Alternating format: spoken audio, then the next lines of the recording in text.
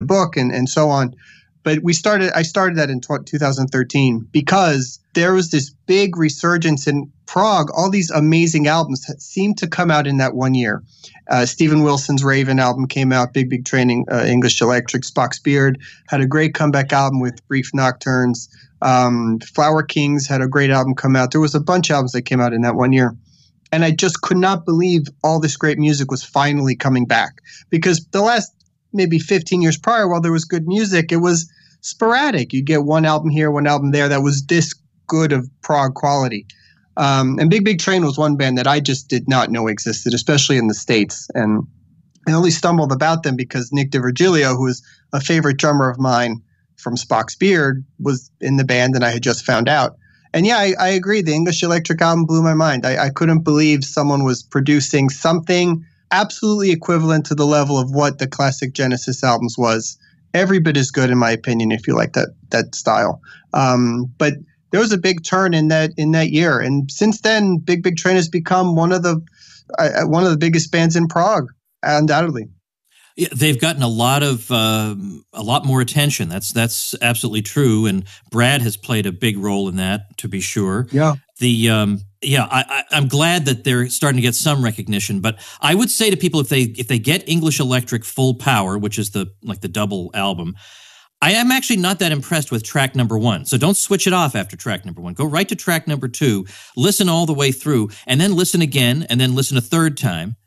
And you're going to suddenly say, whoa, okay, now it just hit me. In fact, actually, the first Rebreather came on, and I got into that one immediately. Very rare. With progressive music, takes me a while. I got to really let it sink in. That one, I immediately saw what they were doing, and I said, wow, this is great. I'm so glad I know this exists. So I owe this to Brad for telling me about it. So thanks to Brad. Now, I'm going to have each of you pick out... I don't know, it's hard to do this because in a way I just want to talk about albums that people need to know. I think I'm going to title this episode something like, Without This Music, Your Life is Worse, just to get people's attention. So I do want to focus on the good as opposed to, let's say, the experiments gone wrong. I'd rather focus on the essential albums that you include in here. Who would you say is the best known band in this collection? Well, I would say Dream Theater. Dream Theater's got to be, yeah. Would be the main one.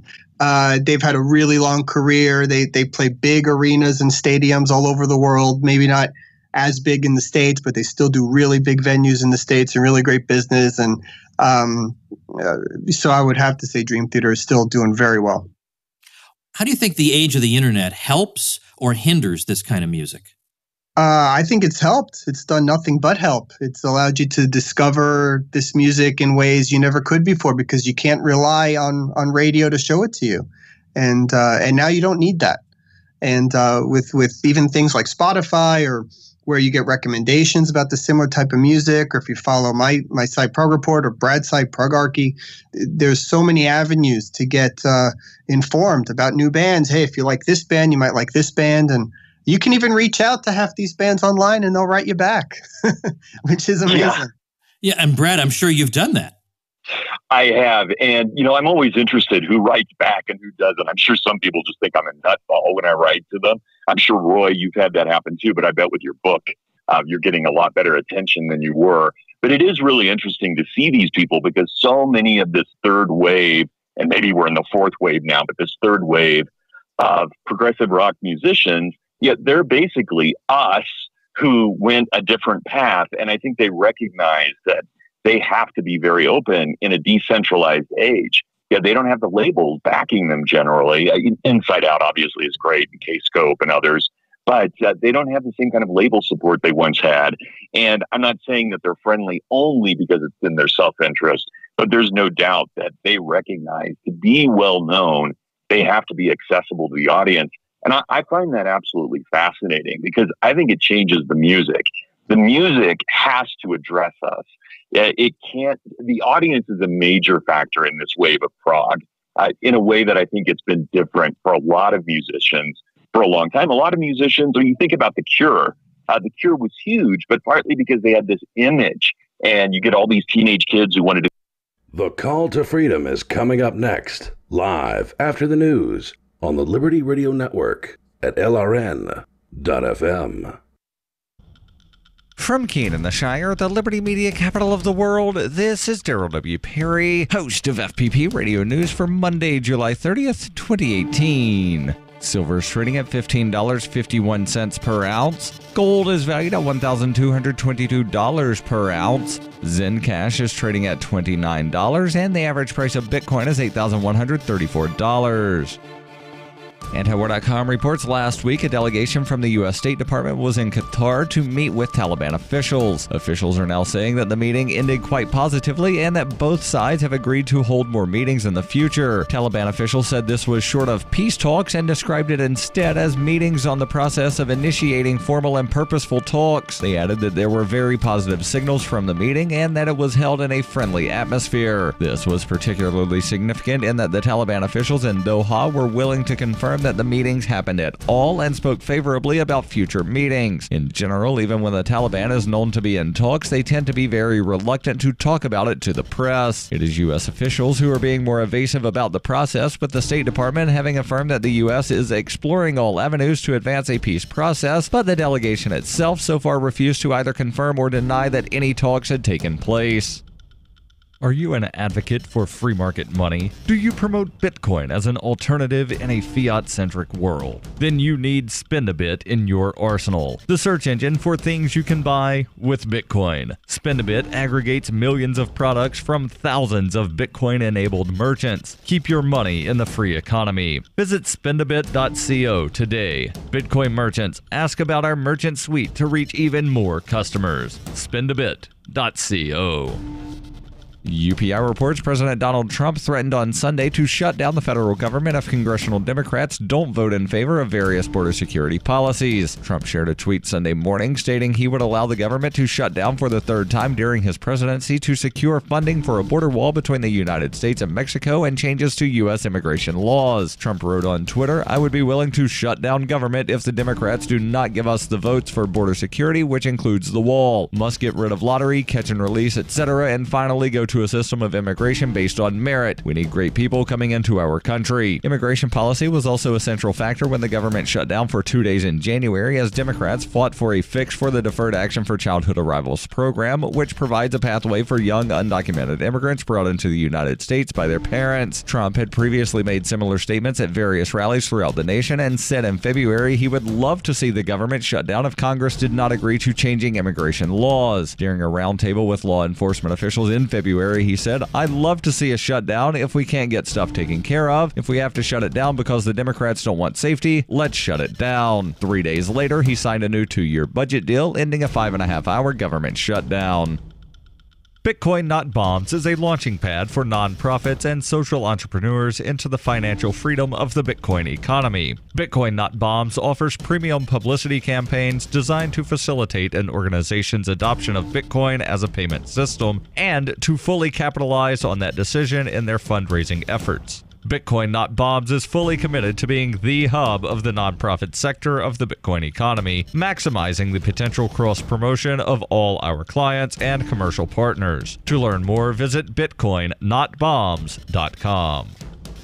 Reuters reports efforts were underway Monday to rescue hundreds of climbers stranded on Mount Rinjani in Indonesia's Lombok Island, a day after a powerful 6.4 magnitude earthquake struck the popular tourist destination, according to a disaster agency official. 14 people were killed and villagers were sent fleeing from their beds into open fields to avoid collapsing buildings. The quake, which rocked the island early in the morning when many people were still asleep, injured 162 people and damaged thousands of houses. Electricity was cut off in the worst-hit area, Sembalun, a sparsely populated area of rice paddies and the slopes of Mount Rinjani on the northern side of the island. According to a disaster mitigation agency spokesman, a 30-year-old Malaysian woman visiting the popular trekking destination was among those killed. The spokesman said the area was temporarily closed to climbers because there were reports of landslides. Hundreds of climbers were being evacuated from the Rinjani National Park and 115 have been safely escorted out so far. He added the most pressing needs right now are medical personnel, stretchers, health equipment, kids' wares, and food.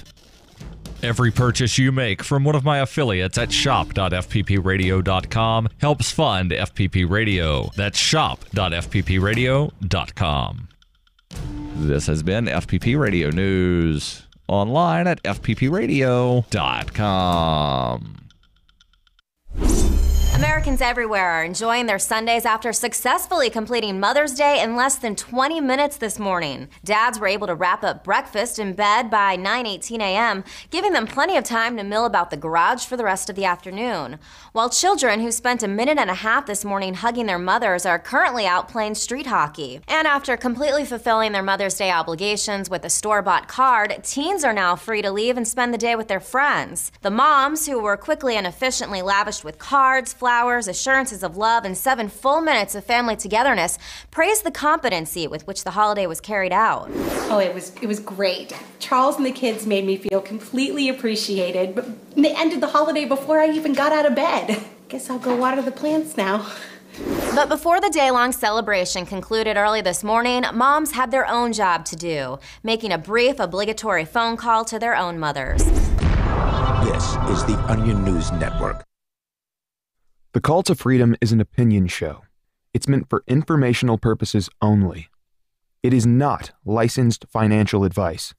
It is very important to do your own analysis before making any investment based on your own personal circumstances.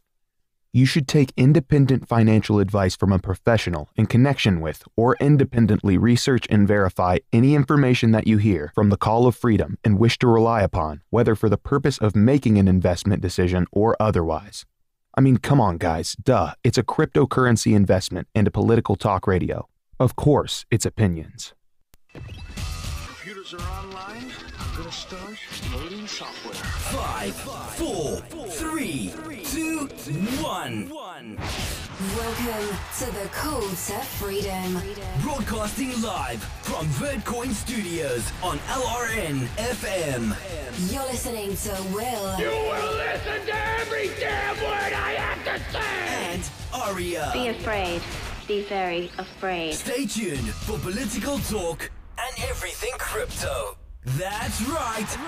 Broadcasting internationally on our BitPlus network satellite. This is the Call to Freedom. All right, let's boot it up.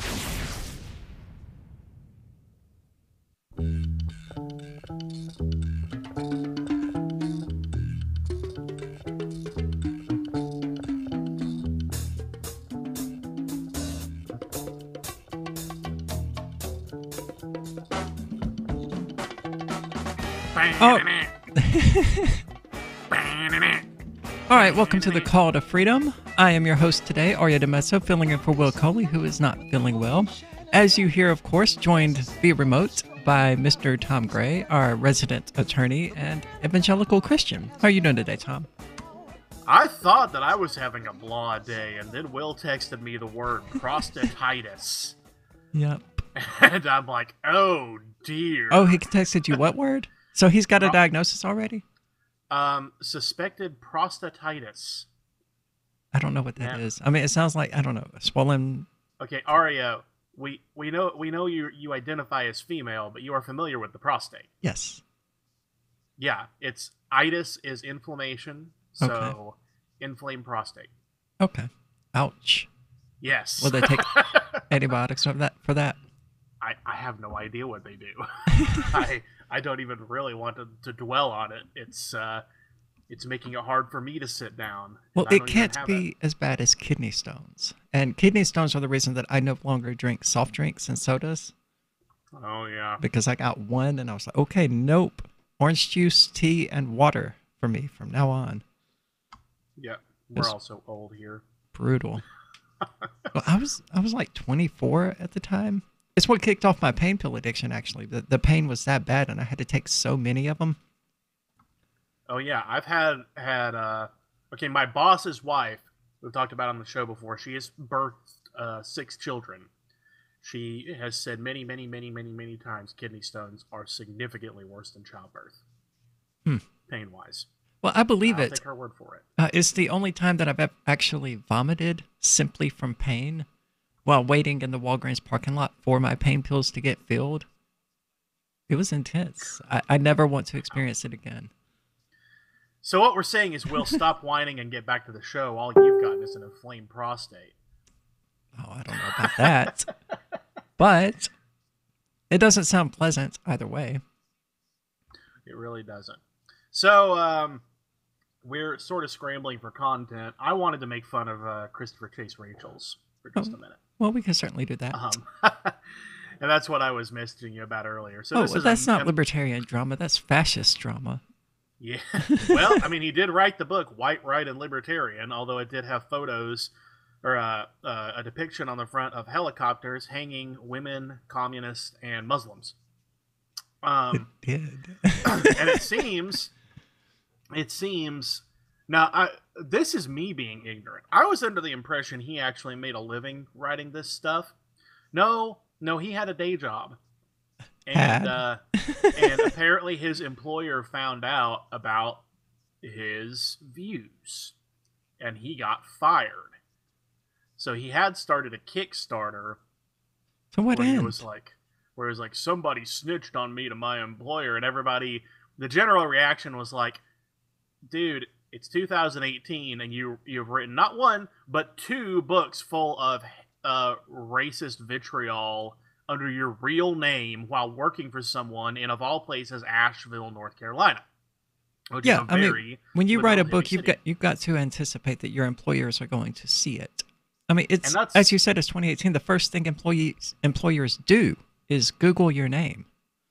And that's on top of the voluminous amounts of social media material that he posted, not only promoting the book, including his little tiff with Hans Hermann Hoppe, but also just generally along the same lines. Like, how did you think that you were going to work for somebody and they would never find out about this? Or did you honestly think that someone in Asheville, North Carolina, the hippie capital of the South, would be totally cool keeping you on the payroll if they knew that you were all about hanging Muslims and women from helicopters? Well, is he crying about freedom of speech? Well, he was. Naturally. And Kickstarter shut his program down for violating their terms of service. Well, not to drag that to Motion Project, but that's one of the advantages of Motion Project is that even if you say controversial things, they won't remove your project. You might have a hard time finding support from people who are libertarians and who are generally generous and attempting to, foster charity, but it won't get removed. So he did have one high-profile donor, and that was Richard Spencer, who gave him $50. Aw. 1% of his goal. I mean, what is he raising money for? To take care of his wife and 2 kids. They should be on GoFundMe, not Kickstarter. Kickstarter is for starting a project. No, maybe it was GoFundMe. Okay. Let's see. See, now it's been deleted. So, yep, it was GoFundMe. Okay. And the title of his... So, I'm guessing his book did not sell? Gee, I wonder why. And also, he claimed that what happened to him was he got doxxed. That's not what doxing is. You should know. You've done it to a lot of people. Doxing, there are degrees of it. Bringing it to the attention of his employer that he wrote this book and, the employer could have found that out by simply Googling it, I don't think counts as doxing. No, doxing is generally when you drag the real world into the internet world by releasing people's information on the internet. And this guy did the opposite of that. He released internet information into the real world, assuming someone pointed out to the employer who it was. So, I mean, it's kind of anti-doxing in a way. And doxing usually involves someone who is at least semi-anonymous and someone goes digging for their stuff. All of the posts that he was complaining about being revealed to his employer were public. And honestly, if you got public posts out there, you got no beef. That's what public means, Yeah, that's pretty bad. And I'm someone who, of course, talks about sometimes some pretty candid stuff. And I'm like Facebook friends with my employer, so I'm fully cognizant that what I post on there, my employer is going to be able to see and interact with and know. Right. And that's a risk that I take because I trust my employer. And I trust myself, not to be a horrifying racist that's going to bring down the company with my very presence. If you are not that person, well, think twice before trying to make money off your racism. as a certain someone did. Yeah, I mean, this is why pen names exist, so that people can say stupid things and not lose their jobs and not get bricks through their windows. But then again, it comes back to the reality that if you want to write a book and you're ashamed to have your name attached to it, then you probably don't need to release that book in the first place. Unless you're willing, I guess, to take the consequences of, taking a consequence. Unless you're willing to take the consequences of taking a controversial stand. Which, you would hope that someone writing a book called White, Right, and Libertarian would be willing to do that, but apparently not. Well, we'll be back after the break to talk about this genius kid who is apparently on the next level when it comes to the discussion between atheists and theists.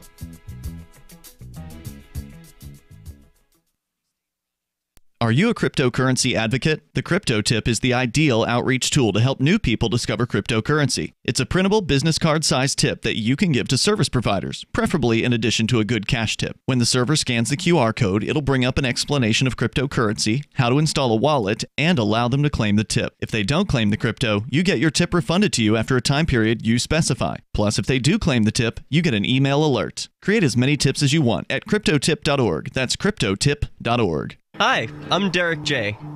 To me, an activist's calling is to actively work to advance a cause. The cause for which I work is personal freedom. I believe my life is best when I engage in voluntary interactions and self-government. I reject the idea that anyone else has a higher claim to my life or my body than I do. I see people who call themselves the government as a threat to my personal freedom. I realize you may feel differently, but my relationship with the people who call themselves the government is completely involuntary. If Starbucks used some of its money to drop bombs, I wouldn't shop there. So why would I support the American empire? The empire does not require my consent. Derek J's Victimless Crime Spree.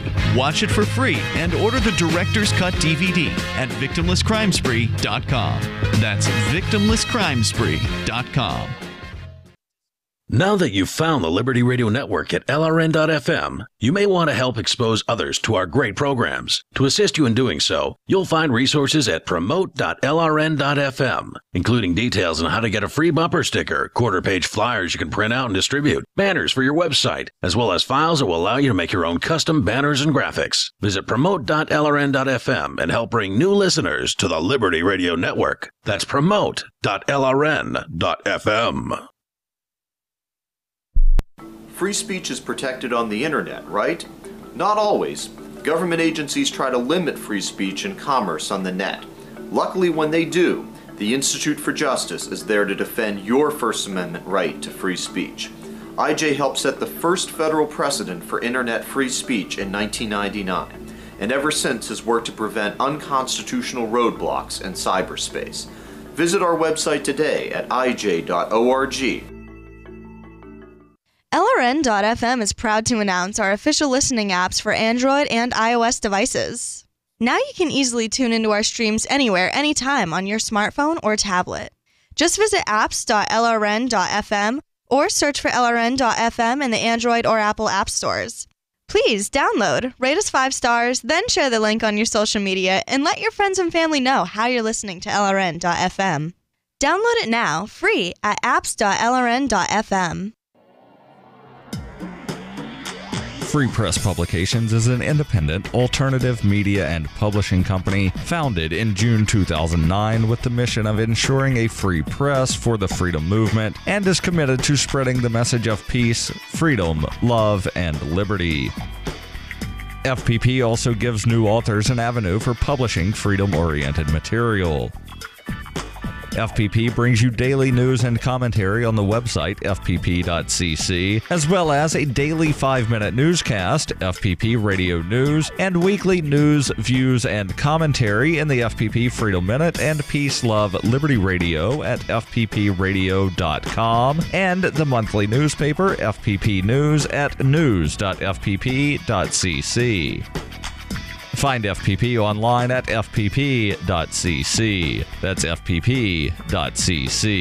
as in Creative Commons. This is the Liberty Radio Network, broadcasting the latest liberty-oriented audio content 24 hours a day at LRN.FM. You are listening to the Call to Freedom on LRN.FM. Unasikiliza wito wa uhuru katika LRN.FM.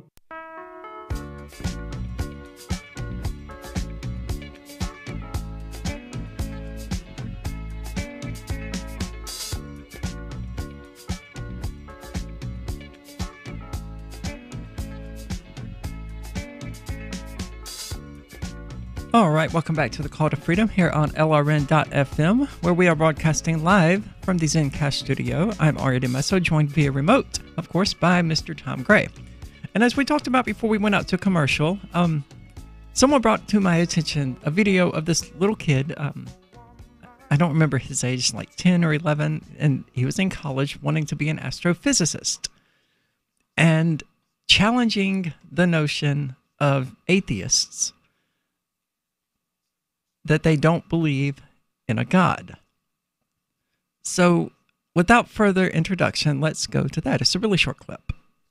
I want to be an astrophysicist so that I can prove to the scientific world that God does exist. What's 2 plus 10? 12. Very good.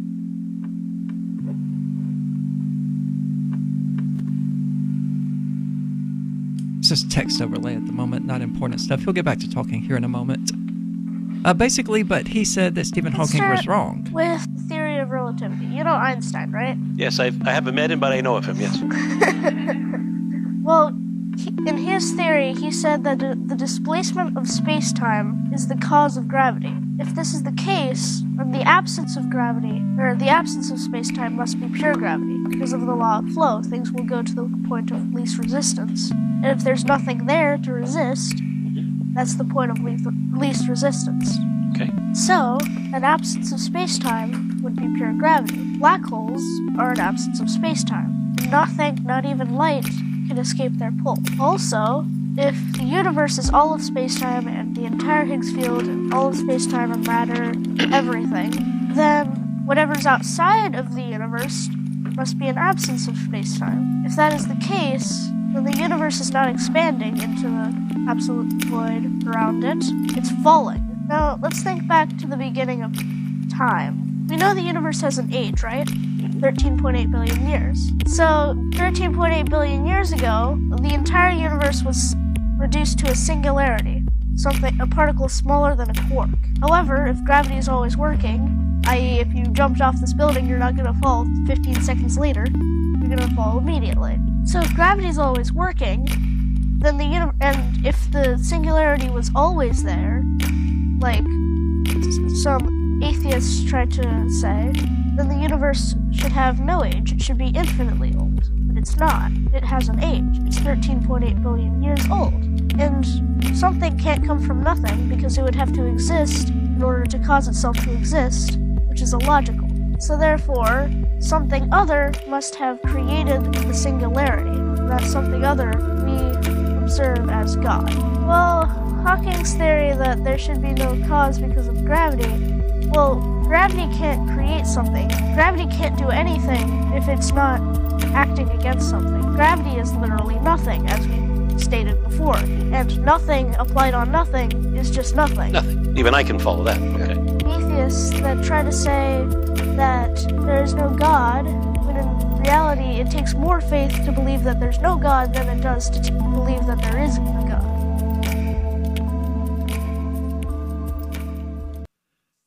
All right. God, there's so much wrong with that. And I don't want to knock the kid for being young, but I mean, this is a result of being very intelligent, but not having the mental maturity to understand the concepts being discussed. I mean, if you want to start out a conversation about space-time with Einstein, then you should be aware of what space-time is. And the kid clearly isn't. He thinks of space-time as not being part of the fabric of the universe, as something that exists beyond the universe, and the Big Bang caused stuff, as it were, to expand outward and fill in that space-time, when that's entirely incorrect. Space-time was created, or came into existence, if you prefer, through the Big Bang, and so did time. When we measure the universe's age at 13.7, by the way, it's not 13.8, but 13.7 billion years old, what we mean by that is that space-time, as far as we understand it, has existed for 13.7 billion years. That's how long it has Allegedly. been. Well, yeah. I mean, but that's how long it has been since the singularity, right? How long the universe existed as a singularity means absolutely nothing to us, because our understanding of time, our perception of time, and the way we experience time is 100% dependent on things like gravity and momentum. And we know this to be true thanks to special relativity, not general relativity. Not to mention our own existence. Yeah. Like our own perception of time is largely subjective. Yeah, absolutely. But I mean, it's objectively subjective insofar as anything is objective. I mean, our GPS satellites would not work if it wasn't correct that as something speeds up, it experiences time more slowly. And astronauts age more slowly. What the? Somebody's calling into the Skype line. I know that music. Is that what it is? Oh, they'll need to call into the studio line at, where is the number? 603-283-6160. Call that one because I'm not sure if you're trying to reach Ian or if you're actually trying to reach us here on the show. But he also argues about the void around the universe. I think it's kind of presumptuous of someone to assume that there is a void beyond the universe. We don't know what is beyond the universe. The totality of our existence takes place within the universe. It's not a balloon that is expanding outward and, displacing air and becoming larger and larger.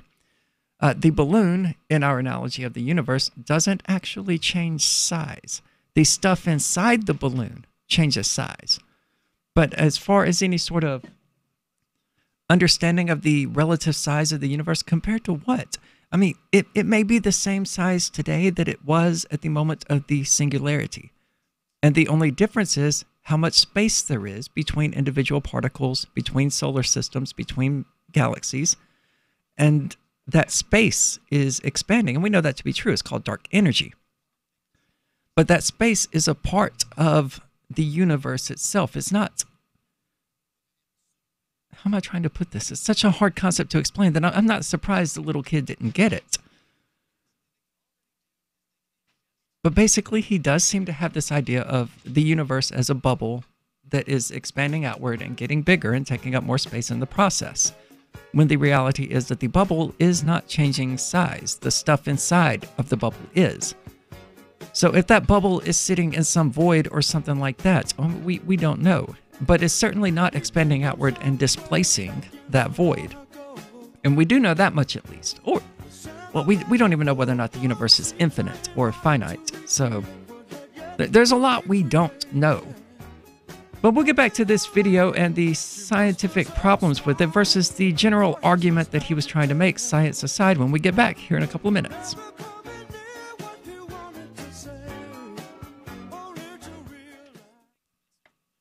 On Free Talk Live, we're bringing people to the ideas of liberty every day. From wrestling superstars like Glenn Jacobs. You guys really are having an impact, I believe. Like I said, a lot of where I am now is due to listening to Free Talk Live. You changed my mind on some very important issues years ago. To random people tuning in on the radio. I was kind of stuck in the left-right paradigm. I heard your show by chance on a Saturday night. From there, I went on, joined the Free State Project, and become an amplifier. So, I mean, that's really the reason why I amp is because I know that if it wasn't for you guys being on as many stations as you are, I never would have found the ideas of liberty. Your amp will directly change more lives by getting Free Talk Live in front of people looking for talk radio online and on the air. When you AMP Free Talk Live, you get perks like access to the AMP-only Facebook group and AMP podcast. Visit amp.freetalklive.com. Radio is the most personal of mediums. I exist right now in your head. If you listen to Free Talk Live regularly, you know me. Free Talk Live is on more than 160 radio stations around the U.S. and has been downloaded on every continent around the world. Hundreds of thousands of listeners with ad packages from $600 a month to $6,000 a month. Imagine what we can do for your business, project, website, or idea. Email me, mark@freetalklive.com. The Free State Project has reached its goal of 20,000 liberty lovers who've pledged to move to New Hampshire and get active to achieve liberty in our lifetime. Perhaps you're trying to figure out what part of New Hampshire should be your destination.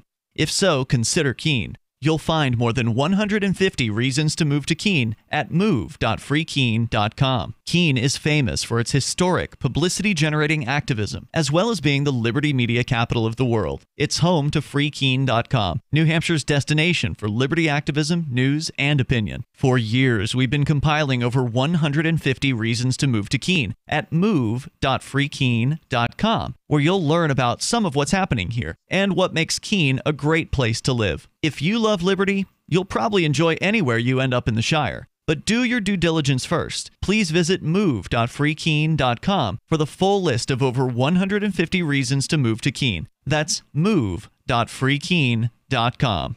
There are lots of ways to listen to Free Talk Live. Our podcast has been around since podcasts began, and now the FTL feed is loaded with content besides our full show archives. Did you know that we make it easy for you to customize your podcast subscriptions? We have different feeds, one that includes only our full shows, one with just the Daily Digest, and one with just the Edgington Post. You decide what you listen to. It's quick and easy to customize your feeds at feeds.freetalklive.com. That's feeds.freetalklive.com. This is Michael Dean from the Freedom Fiends. I've run websites since 1996 and have used over a dozen web hosts in that time. AgristHosting.com is the only one that hasn't broken my heart.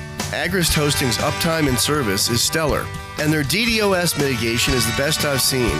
That's important because if you tell the truth in this world, you'll ruffle feathers. And some people will try dirty tricks to silence your voice. No matter what the haters hit us with, Agrist Hosting keeps our websites online.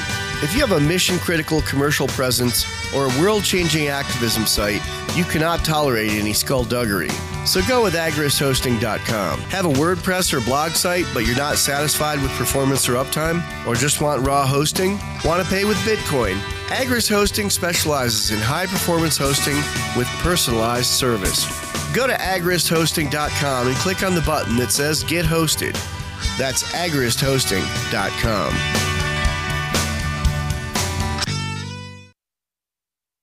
You can sign up to receive the latest about the Liberty Radio Network via our email updates at updates.lrn.fm. That's updates.lrn.fm.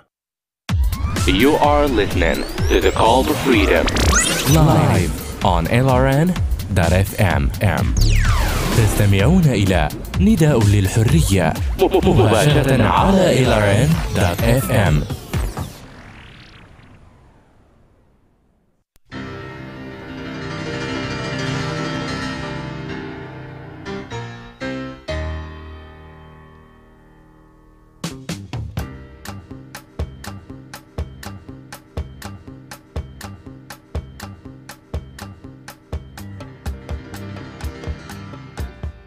All right, welcome back to the Call to Freedom here on LRN.FM, where we were discussing physics, but it was getting kind of dull. And anyway, we actually have a caller now who has called us via Skype and whose name I did not get. Hey, how are you doing today? I'm doing all right. How you going? Doing good. We were discussing Richard Spencer and Christopher Chase Rachels and whether or not it was just that he was discriminated against at work. And we were brought a story about a child protection worker who believed that the world was about to be hit by a meteor and that the Large Hadron Collider was shutting down the atmosphere, has been awarded $20,000 under anti-discrimination laws because she was forced to show that she was mentally fit for her job. And you know, that makes me really curious about whether or not we really want to open that door where a person's religious beliefs, no matter how bizarre they may happen to be, can be considered a mental illness or can be considered an indicator of being mentally unfit. So the issue was that they put the onus on her to show that she was sane, as opposed to the onus on her employer to show that she was not. See, that's a very discrete issue. That's not sort of a matter of she got rewarded for being crazy. That sounds like they probably impermissibly shifted the burden to her to justify her own existence after they had already decided to hire her some time ago. Interesting. Well, it looks like it took place in Australia. And I don't know a great deal about Australian law and whether or not it can be considered acceptable for a person who is accused of mental illness to be required to prove themselves to be mentally fit. But I think that, I don't know because I can't pull up the original article, but if she was a child protection worker, I'd imagine that she was a government worker, which almost certainly means there was some union contract involved.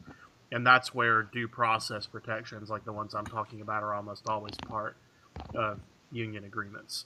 When they can't get substantive concessions, like you have a specific right to X, they get due process concessions. Like, here is the procedure by which we will govern when there's a dispute. That would be my best guess, going on what you're describing. Okay, well, all we have on it is a tweet, and it could simply be badly worded. I would imagine it was, closer to what I initially said, and that she was simply accused of being mentally unfit because of her religious beliefs.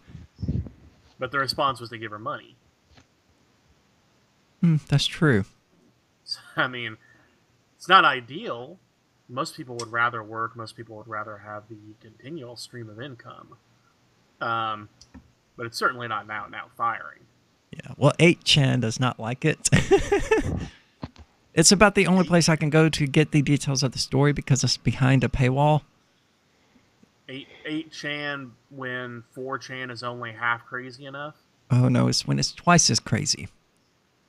It's twice as crazy as 4chan, which means 4chan is half as crazy as it. Yes.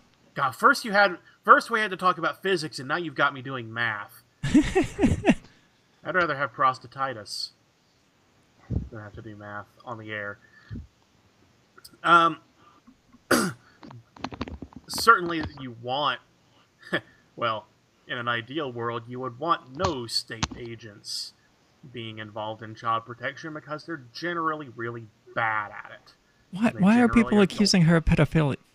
Caller, do you know why people are accusing her of pedophilia?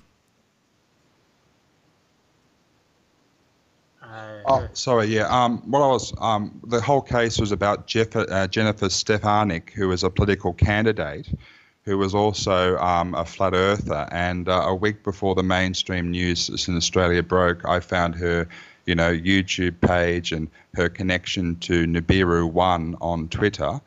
And so I kind of pitched the story. Now, this tribunal that's making the rule, now, she got paid sick leave, okay? And then she got another 20 grand on top of not working. And the two judges on the case have links to corruption. One judge got found to have been doing fundraising for the HIV/AIDS legal centre whilst ruling in favour of a case, CAS versus Tau Life. She ruled in Australian society the gay man with AIDS must have more rights than the rights of a child dying of leukemia. In Obamacare, when they were pushing Obamacare in America, and they were saying, isn't Obamacare wonderful because children with pre-existing medical conditions can get health care? So in Australia, only gay men with AIDS with pre-existing, the gift can go to a private health insurer and force them to be covered because of HIV discrimination, but a children dying of leukemia doesn't have the same right. That's what the gay lobby calls equality in Australia. Well, I cannot speak to that, not knowing very much about Australian law or Australian precedent. But generally, that's going to be an issue with government bureaucracy in general, it's always going to pick winners and losers, and it's screwed up. That they picked the kid with leukemia to be the loser and the man with HIV to be the winner. But it would be screwed up if it was the other way around as well. I don't know if Obamacare gave both of them pre-existing coverage before it failed. But anyway, I wanted to talk about the same tribunal who's about to jail a Christian man on the 2nd of August at Newcastle Local Court, who's been sued over 100 times by militant gay thought police activist Gary Burns' blog on Twitter. The Australian newspaper on that 8chan link you've seen has done multiple stories on him. I've even put up the high-resolution photographs from the newspaper up on there. And the article was called Gay Activist Lawfare on the Edge of Reason, I think, in the Australian national newspaper. And this guy, John Sunol, he's on the Columbia University Freedom of Expression website. And the precedent case is the case of a gay activist who lost a personal domestic violence order in court and $4.5 grand in costs after being called a vexatious litigant. He was going to be bankrupted, and he's totally bankrupted now because he just lost in the High Court of Australia and got a $600,000 bill, which is, as my father says, the wheel of justice turns slowly.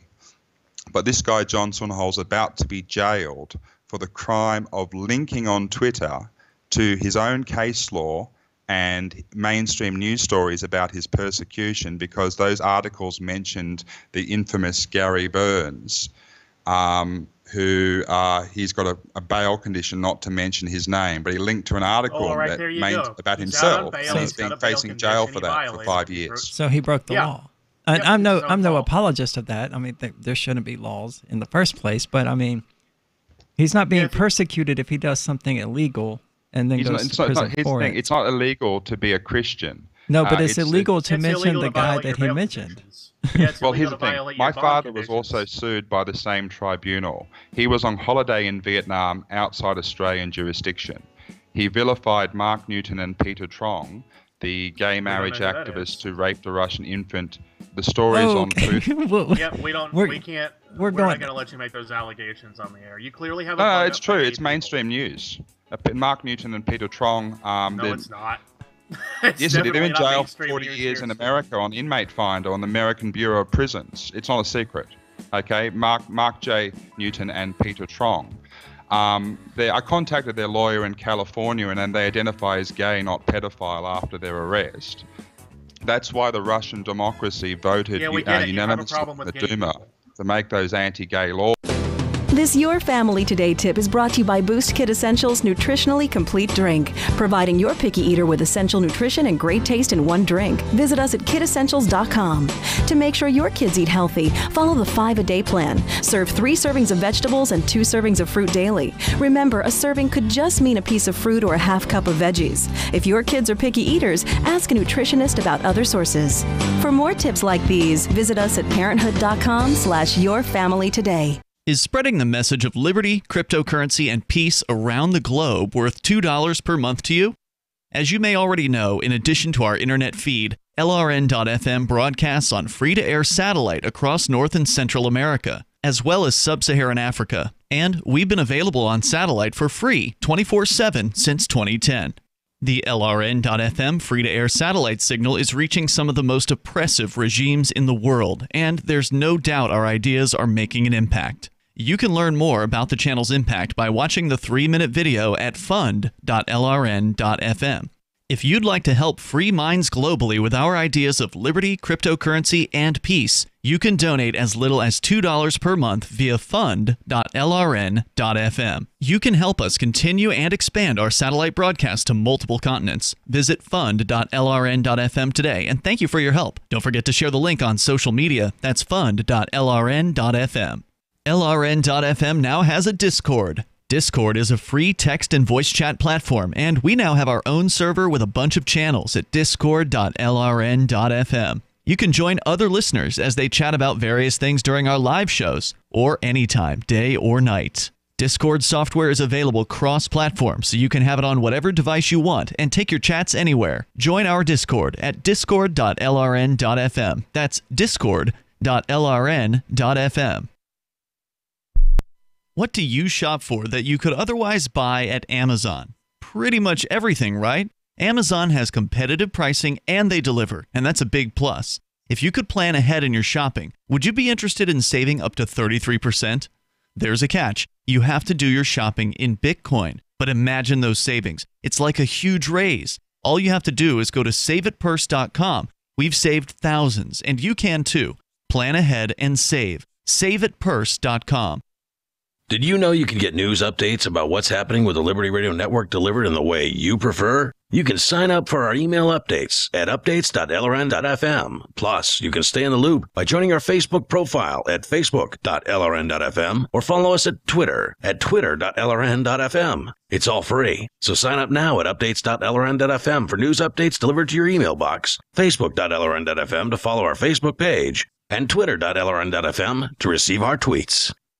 Retail giant CVS is gearing up for floods of customers seeking the perfect meaningless piece of crap for their office gift swap. The company is making no secret that when it comes to wasting the obligatory $20 on a useless electronic dartboard or pretzel maker for someone you couldn't care less about, CVS is your best option. Our incredible selection of worthless shit is just the thing that nobody wants. We guarantee you'll find nothing personal or unique in our store.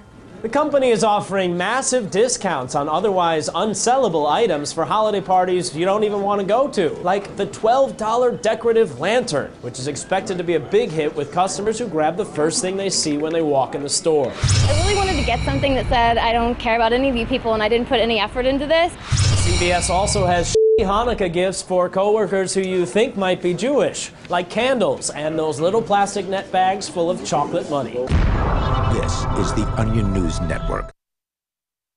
What's up next? Visit the Liberty Radio Network program guide to find out at shows.lrn.fm. That's shows.lrn.fm. This is Angel Clark, and you're listening to The Call to Freedom on LRN.fm.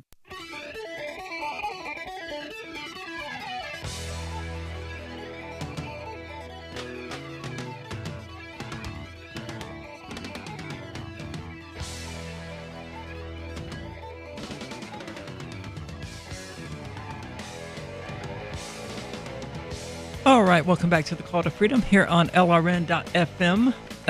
Tom and I decided during the break to drop that caller. He didn't seem to be having a point beyond, gay people can be pedophiles too. Yeah, he just doesn't. He doesn't like gay people. He doesn't like trans people. We got it the first time. Arya is an extraordinarily nice person for letting him back on the air. I never would have in the first place. I mean, well, we were going to discuss, discrimination. And when it was justified, and when it was, I guess, morally right would be the expression I'm looking for. And then somehow we ended up talking about gay pedophiles careening off into space. And to the general allegation, I would like to remind the caller that all of the examples of pedophilia that he's linked us are Australians. So clearly Australia has a pedophilia problem, and before you start throwing stones at trans people and gay people, you need to fix that problem in Australia and all of your little kitty diddlers that you have there. I mean, Australia is the island to which the British Empire sent their worst criminals. So... Oh, but they're in American jail. Yes, but they are Australian. That's because we had to... That's because we caught them, and you didn't. Oh, there you go. It's because we caught them. Exactly right. Australia and Georgia, the two buttholes of the British Empire. Well, Tom, you had a story. Yeah, this has to do with career discrimination. And I wanted to address it. A female lawyer friend of mine sent it. It's from The Atlantic. What it takes to be a trial lawyer if you're not a man. Now, I really just want to focus on this first anecdote, because this is what they're using to try to illustrate a problem that I personally do not think is nearly as much of a problem as my big law friends do. Last year, Elizabeth Fayella took a case representing a man who alleged that a doctor had perforated his esophagus during a routine medical procedure. Before the trial began, she and the defense attorney were summoned to a courtroom in Brevard County, Florida for a hearing. Doyle had filed a motion to, quote, preclude emotional displays during the trial, not by the patient, but by Fayella. Quote, counsel for the plaintiff, Elizabeth Fayella, has a proclivity for displays of anguish in the presence of the jury, including crying, Doyle wrote in his motion. Fayella's predicted flood of tears, he continued, could be nothing more than, quote, a shrewdly calculated attempt to elicit a sympathetic response. Fayella told the trial judge that Doyle's allegations were sexist and untrue. Fayella called his reply ridiculous. She told me, I have never cried in a trial, not once. The judge denied Foyle's request, saying, in essence, I expect both parties to behave themselves. When I asked Fayella for a copy of Doyle's motion, she said that she could send me examples from more than 24 cases across her 30-year career. She said that at least 90% of her courtroom opponents are male, and they file a no-crying motion as a matter of course. Judges always deny them, but the damage is done. The idea that she will unfairly deploy her feminine wiles to get what she wants has been planted in the judge's mind. Oh my God. Okay. I have been in several trials against female lawyers. I have been in several trials where female lawyers were on my side of the fence. I have never seen a no-crying motion. If you are getting a no-crying motion filed against you in 90% of your jury trial cases, then there's a basis. You've got a rep, and it's probably deserved. And while I have not filed such a motion myself, because usually lawyers of both genders who use over-emotionalism in the courtroom end up getting hoisted by their own petard, whether it's by the jury or a judge, so I'd rather just let them go. I have seen women use their femininity in unfair ways in the courtroom. Well, I've seen it in general.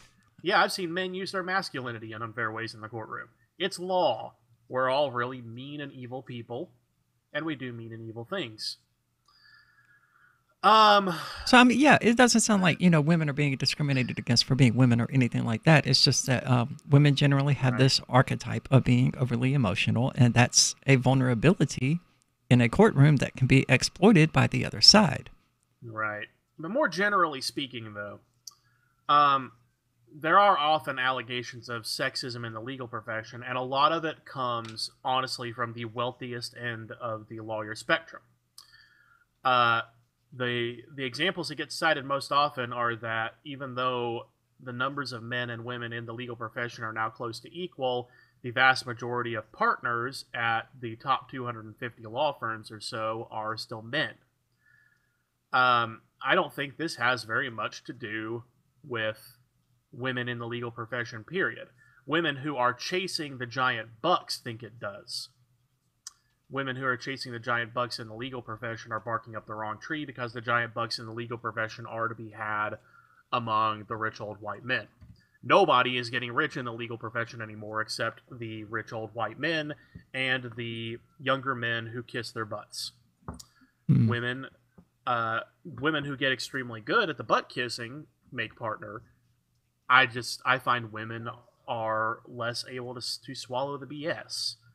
And frankly, I find that to be a strength of women, that they are less able to swallow the BS, or another B word that we don't use on the show anymore because we're trying to be high class around here, than frat boy men are.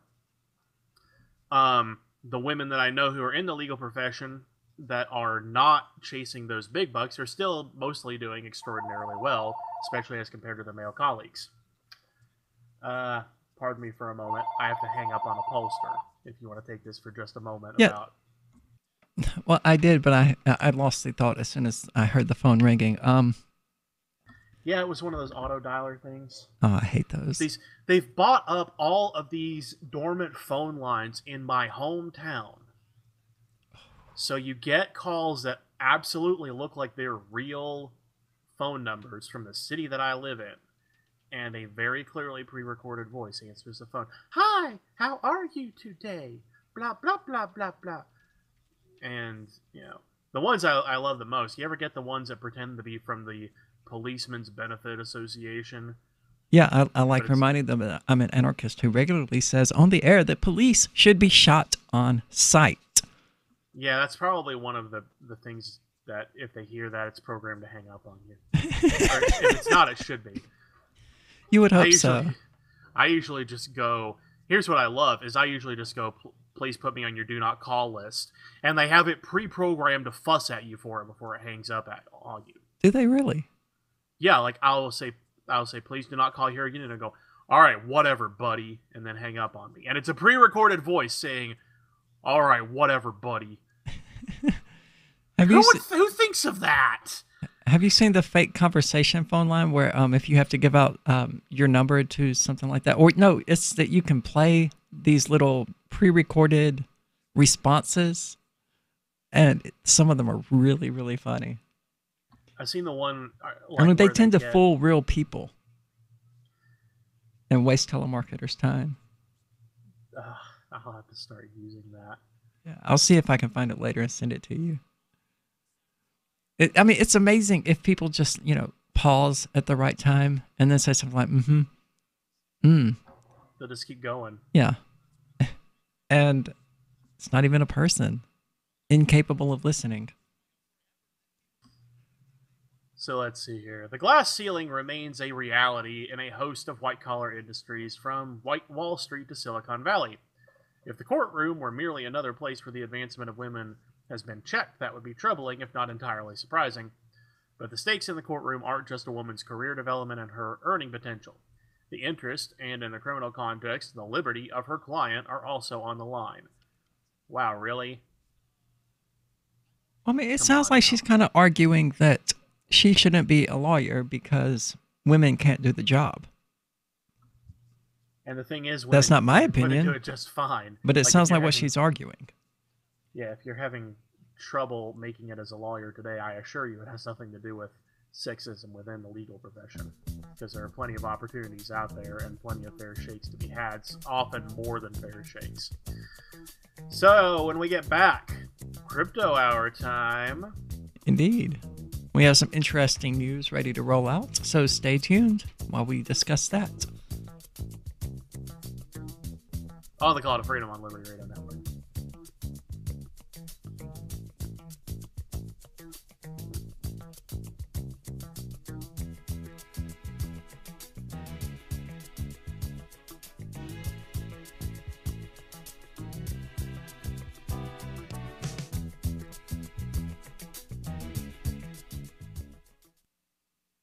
Since time began, tyrants have taken aim at personal liberties.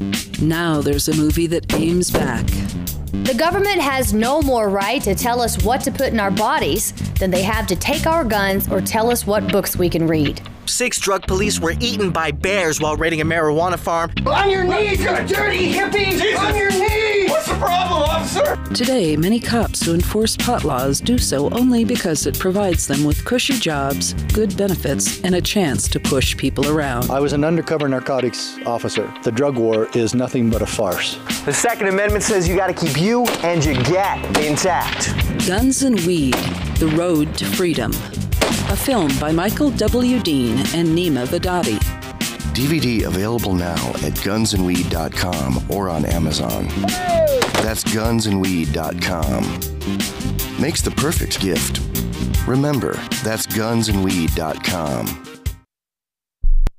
Imagine someone in your community getting in their car, turning on the radio, and hearing the Liberty Radio Network. You can make that vision a reality with your own micro radio station. Visit broadcast.lrn.fm to learn how you can put our programs on the air in your area. You can have LRN.FM running around the clock, and you can even add in your own local shows. Building a radio station is simple, but programming isn't. That's where LRN.FM comes in. Learn more at broadcast.lrn.fm. That's broadcast.lrn.fm. Looking for a great real estate investment? Consider New Hampshire, which is ground zero for the Liberty Movement. Your first call should be to Mark Worden from Porcupine Real Estate. He's more than just a real estate agent. He's your New Hampshire concierge. Where are the best places to live? Do you want farm, city, the burbs, or forest? Do you want a duplex or multifamily building so that renters pay your mortgage? There are homes in all price ranges in New Hampshire, and Mark can help with financing too. Invest in Liberty and property. Mark Worden can help. PorcupineRealEstate.com.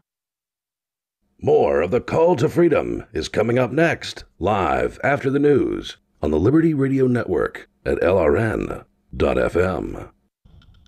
From Keene in the Shire, the Liberty Media capital of the world, this is Daryl W. Perry, host of FPP Radio News for Monday, July 30th, 2018. Silver is trading at $15.51 per ounce. Gold is valued at $1,222 per ounce. Zencash is trading at $29, and the average price of Bitcoin is $8,134.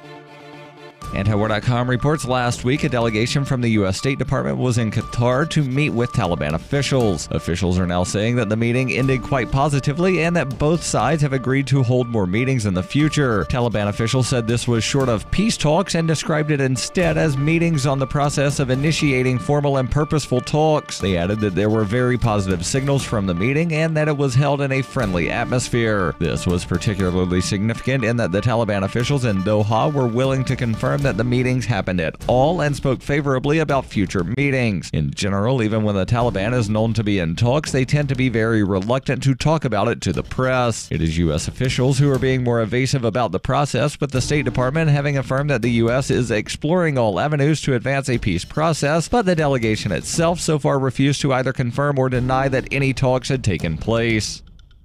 Are you an advocate for free market money? Do you promote Bitcoin as an alternative in a fiat-centric world? Then you need Spendabit in your arsenal, the search engine for things you can buy with Bitcoin. Spendabit aggregates millions of products from thousands of Bitcoin-enabled merchants. Keep your money in the free economy. Visit spendabit.co today. Bitcoin merchants, ask about our merchant suite to reach even more customers. Spendabit.co. UPI reports President Donald Trump threatened on Sunday to shut down the federal government if congressional Democrats don't vote in favor of various border security policies. Trump shared a tweet Sunday morning stating he would allow the government to shut down for the third time during his presidency to secure funding for a border wall between the United States and Mexico and changes to U.S. immigration laws. Trump wrote on Twitter, "I would be willing to shut down government if the Democrats do not give us the votes for border security, which includes the wall. Must get rid of lottery, catch and release, etc., and finally go to a system of immigration based on merit. We need great people coming into our country." Immigration policy was also a central factor when the government shut down for 2 days in January as Democrats fought for a fix for the Deferred Action for Childhood Arrivals program, which provides a pathway for young undocumented immigrants brought into the United States by their parents. Trump had previously made similar statements at various rallies throughout the nation and said in February he would love to see the government shut down if Congress did not agree to changing immigration laws. During a roundtable with law enforcement officials in February, he said, "I'd love to see a shutdown if we can't get stuff taken care of. If we have to shut it down because the Democrats don't want safety, let's shut it down." 3 days later, he signed a new 2-year budget deal, ending a 5.5-hour government shutdown. Bitcoin Not Bombs is a launching pad for nonprofits and social entrepreneurs into the financial freedom of the Bitcoin economy. Bitcoin Not Bombs offers premium publicity campaigns designed to facilitate an organization's adoption of Bitcoin as a payment system and to fully capitalize on that decision in their fundraising efforts. Bitcoin Not Bombs is fully committed to being the hub of the nonprofit sector of the Bitcoin economy, maximizing the potential cross-promotion of all our clients and commercial partners. To learn more, visit bitcoinnotbombs.com. Reuters reports efforts were underway Monday to rescue hundreds of climbers stranded on Mount Rinjani in Indonesia's Lombok Island a day after a powerful 6.4 magnitude earthquake struck the popular tourist destination, according to a disaster agency official. 14 people were killed and villagers were sent fleeing from their beds into open fields to avoid collapsing buildings. The quake, which rocked the island early in the morning when many people were still asleep, injured 162 people and damaged thousands of houses. Electricity was cut off in the worst hit area. Simbaloon, a sparsely populated area of rice paddies, and the slopes of Mount Rinjani on the northern side of the island. According to a disaster mitigation agency spokesman, a 30-year-old Malaysian woman visiting the popular trekking destination was among those killed. The spokesman said the area was temporarily closed to climbers because there were reports of landslides. Hundreds of climbers were being evacuated from the Rinjani National Park, and 115 have been safely escorted out so far. He added the most pressing needs right now are medical personnel, stretchers, health equipment, kids' wares, and food. Every purchase you make from one of my affiliates at shop.fppradio.com helps fund FPP Radio. That's shop.fppradio.com. This has been FPP Radio News. Online at fppradio.com.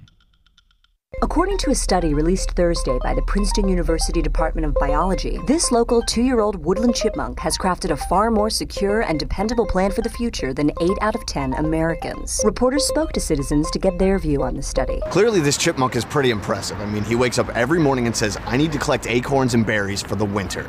He sets goals for himself and he gets it done. He has to make a burrow in a tree stump. That's exactly what he does. He doesn't pause and have a snack and lay around for a few hours. Out of nearly 40 separate interviews with Americans, 33 told reporters they were very impressed by the chipmunk's continued display of foresight, personal responsibility, and pragmatic decision-making when considering his own future. He's preparing for winter, he's building a home, and he's trying to get enough nutrients to make it throughout the rest of the day. All this while being worried about maybe getting eaten by a wolf or an owl or something. Earlier this week, the electricity went off in my home because I forgot to pay my bill. It's the second time this year. This is the Onion News Network. The Call to Freedom is an opinion show. It's meant for informational purposes only. It is not licensed financial advice. It is very important to do your own analysis before making any investment based on your own personal circumstances. You should take independent financial advice from a professional in connection with or independently research and verify any information that you hear from the Call of Freedom and wish to rely upon, whether for the purpose of making an investment decision or otherwise. I mean, come on, guys. Duh. It's a cryptocurrency investment and a political talk radio. Of course, it's opinions.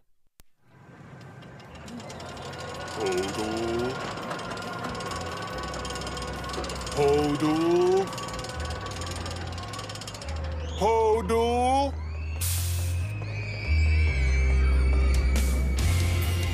You better hold on for dear life, because it's time for the Crypto Hour, brought to you by motionproject.org here on the Call to Freedom. That's right. Welcome back to the Call to Freedom here on LRN.FM. I am your host today, Arya DeMessa, joined via remote by Mr. Tom Gray, who just brought us a really interesting story about the possible future of cryptocurrency insurance. Ah, yes. I Guys, assume you want to take the story? Oh, yes. And let me preface this by saying I love insurance. Now, that sounds really... That might sound a little strange. Insurance was my favorite class in law school. I got to take insurance with the guy who literally wrote the very first ever book all about insurance law, Ken Abraham. And he's a lovely man, very stern, older Jewish gentleman, and extraordinarily flexible. He used to teach, he's like 5'4", but he used to teach entire classes with one of his legs propped up on a desk that came up to his chest. I have no idea how he did it. Like, he would just lift his leg up and put it up on the chest, and his knee would be at, like, head height. And he would stand there like that for a whole 50-minute class and lecture about insurance. Wow. And it was amazing. I also had him for torts, which torts is like basically the law of people who sue each other for injuries. Anything that's not a contract is a tort. But insurance is fascinating to me. I love risk management. I like it when it's insurance. When it gets warped into what it is with the healthcare industry, I don't like it as much. Exactly. We didn't even talk about health insurance in Ken Abraham's insurance class. I mean, we talked about it briefly enough to where we could understand that health insurance is not insurance, because it is a product that you buy knowing you will use it. That is the opposite of insurance. Insurance is a product you buy hoping you won't have to use it. It is risk management. All treating healthcare like insurance is the entire problem with the American healthcare system. Agreed. Anyway. I wish more people understood that. But I mean, you wouldn't use your car insurance if you needed to change your oil. Exactly. And these people who sell quote unquote home warranties that cover everyday repairs, not insurance. Nope, same not problem. A warranty. But this is about Crypto Hour, and this is cryptocurrency insurance. This is from Investopedia. Rakesh Sharma is the author. Cryptocurrency insurance could be a big industry in the future. As cryptocurrency markets mature, they are attracting players from other industries. The insurance industry is one of them. According to a Bloomberg report, cryptocurrency insurance is poised to become a, quote, big opportunity. A spokesman from Allianz, that's Alliance with a Z, one of the world's biggest insurers, told the news publication that the company was exploring product and coverage options in the space because cryptocurrencies were, quote, becoming more relevant, important, and prevalent in the real economy. Why does the cryptocurrency ecosystem need insurance? Currently, the cryptocurrency business, which consists mostly of startups and exchanges, is not big enough to provide substantial revenues for the insurance industry. Based on publicly available information, even North America's largest cryptocurrency exchange, Coinbase, holds only 2% of its coins insured with Lloyd's of London. Oh, wow. So Coinbase already has insurance with Lloyd's. Is it about insuring against, hacks? Hacks, just general losses. I mean, banks literally insure their cash against like fire, or physical loss, or like even a flood. So because these are real tangible risk. There is real tangible risk with cryptocurrency that something will happen to the physical disk if you got in cold storage, or you will accidentally encrypt it and put the encryption key on the encrypted drive. Exactly. You can already insure in other contexts against lost crypto hashes, cryptography hashes. Like if something happens to where your company's encrypted files become unrecoverable, there is business interruption insurance against that. So it makes total sense to me. Anyway, so Coinbase has 2% of its coins insured with Lloyd's of London. That's fascinating. These coins are held in hot storage or connected to the internet. The rest are disconnected from the internet, and not much is known about their insurance status.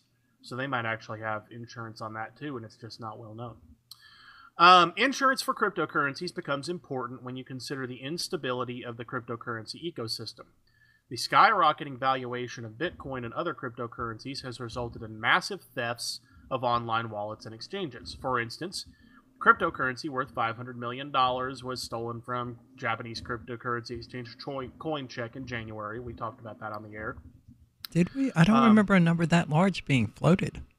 Yeah, but this is way back. You might not have been on that day, but this was CoinCheck, the Japanese one. The cumulative result of these hacks is a vulnerable ecosystem that the mainstream finance ecosystem either ignores or refuses to take seriously. As an example of the perils of cryptocurrency insurance, consider the case of BitGo, a blockchain security company. In 2015, the company claimed to have secured insurance for coins held in its custody from XL Group. But it temporarily removed and subsequently reinstated a blog post making the announcement after a hack at Bitfinex, a cryptocurrency exchange which was also a customer that resulted in a theft of $70 million worth of cryptocurrency. Bitcoin and cryptocurrencies present unique challenges for insurers. Typically, insurance premiums are based on historical data. Such data is absent for cryptocurrencies. Now, I'll pause right here because a new line of insurance that I deal with a lot at work is cybersecurity insurance, which has the same issue. Yeah. And we do pay out the wazoo, honestly, our company does, for our cybersecurity insurance right now for this very reason. It is hard to insure something when the risk is not well quantified.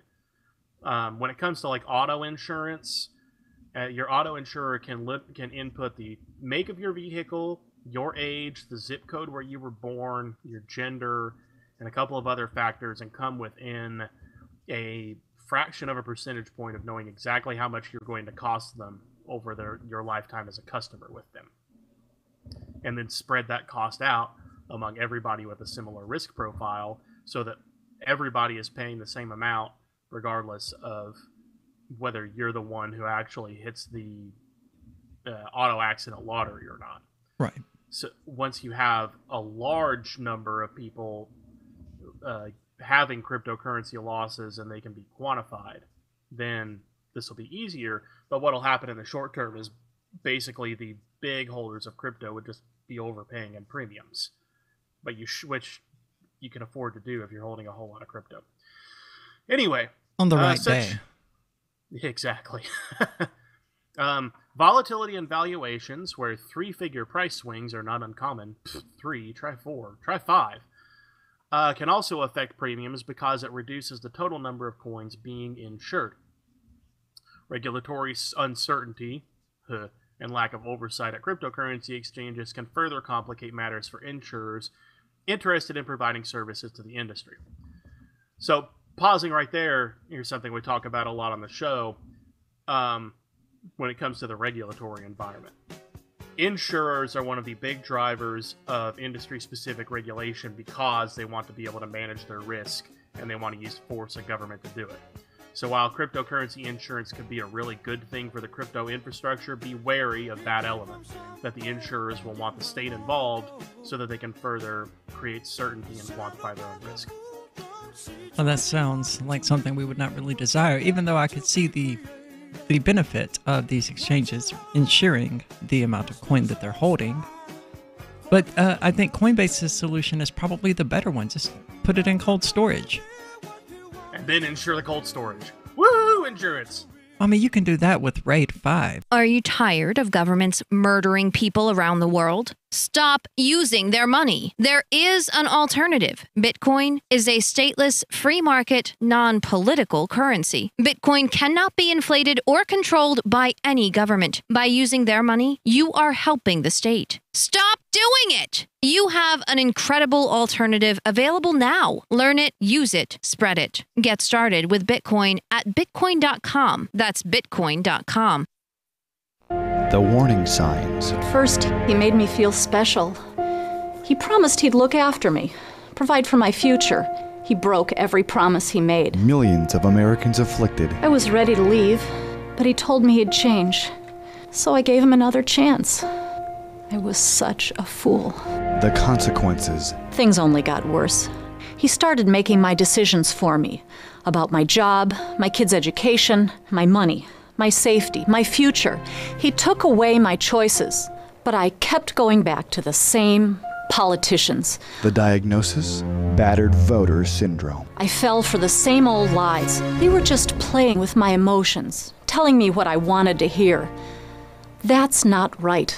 If you're tired of the two-party system but want to support a principled Libertarian Party, check out the Libertarian Party of New Hampshire at lpnh.org. That's lpnh.org. The 3 most important things you can do for LRN.FM are: 1. Let your friends know you're listening to LRN.FM on your social networking profile. 2. Buy the things you buy online through shop.lrn.fm. 3. Give $5 a month to the AMP program at amp.lrn.fm.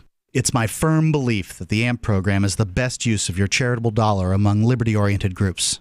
Support all your favorite organizations, but make sure you give $5 a month to the AMP program at amp.lrn.fm.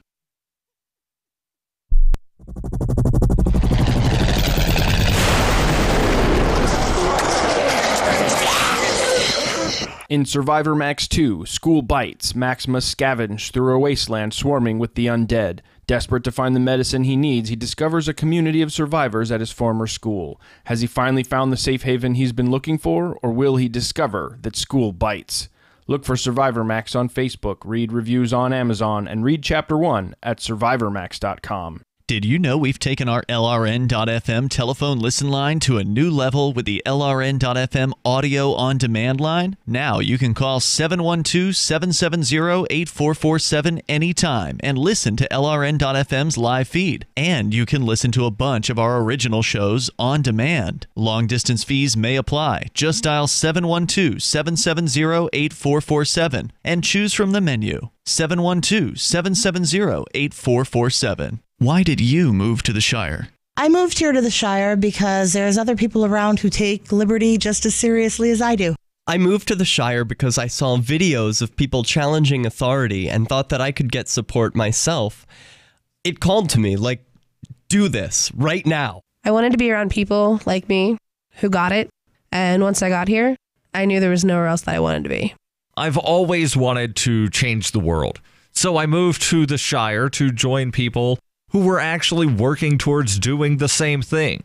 The people here are awesome, loving, and positive. It was for the adventure and for the feeling of something important is happening here. And I just wanted to come to sort of be part of that. Visit ShireSociety.com to read and sign the Shire Society Declaration and learn the reasons why, if you love liberty, you should immigrate to the Shire. Plus, add yourself to the Shire map at ShireSociety.com. That's ShireSociety.com. If you enjoy LRN.FM, please contribute to your favorite shows via their websites and become an amplifier at amp.lrn.fm. That's amp.lrn.fm. You are listening to The Call to Freedom on LRN.FM. تستمتعون إلى برنامج نداء للحرية مباشرة على LRN.FM.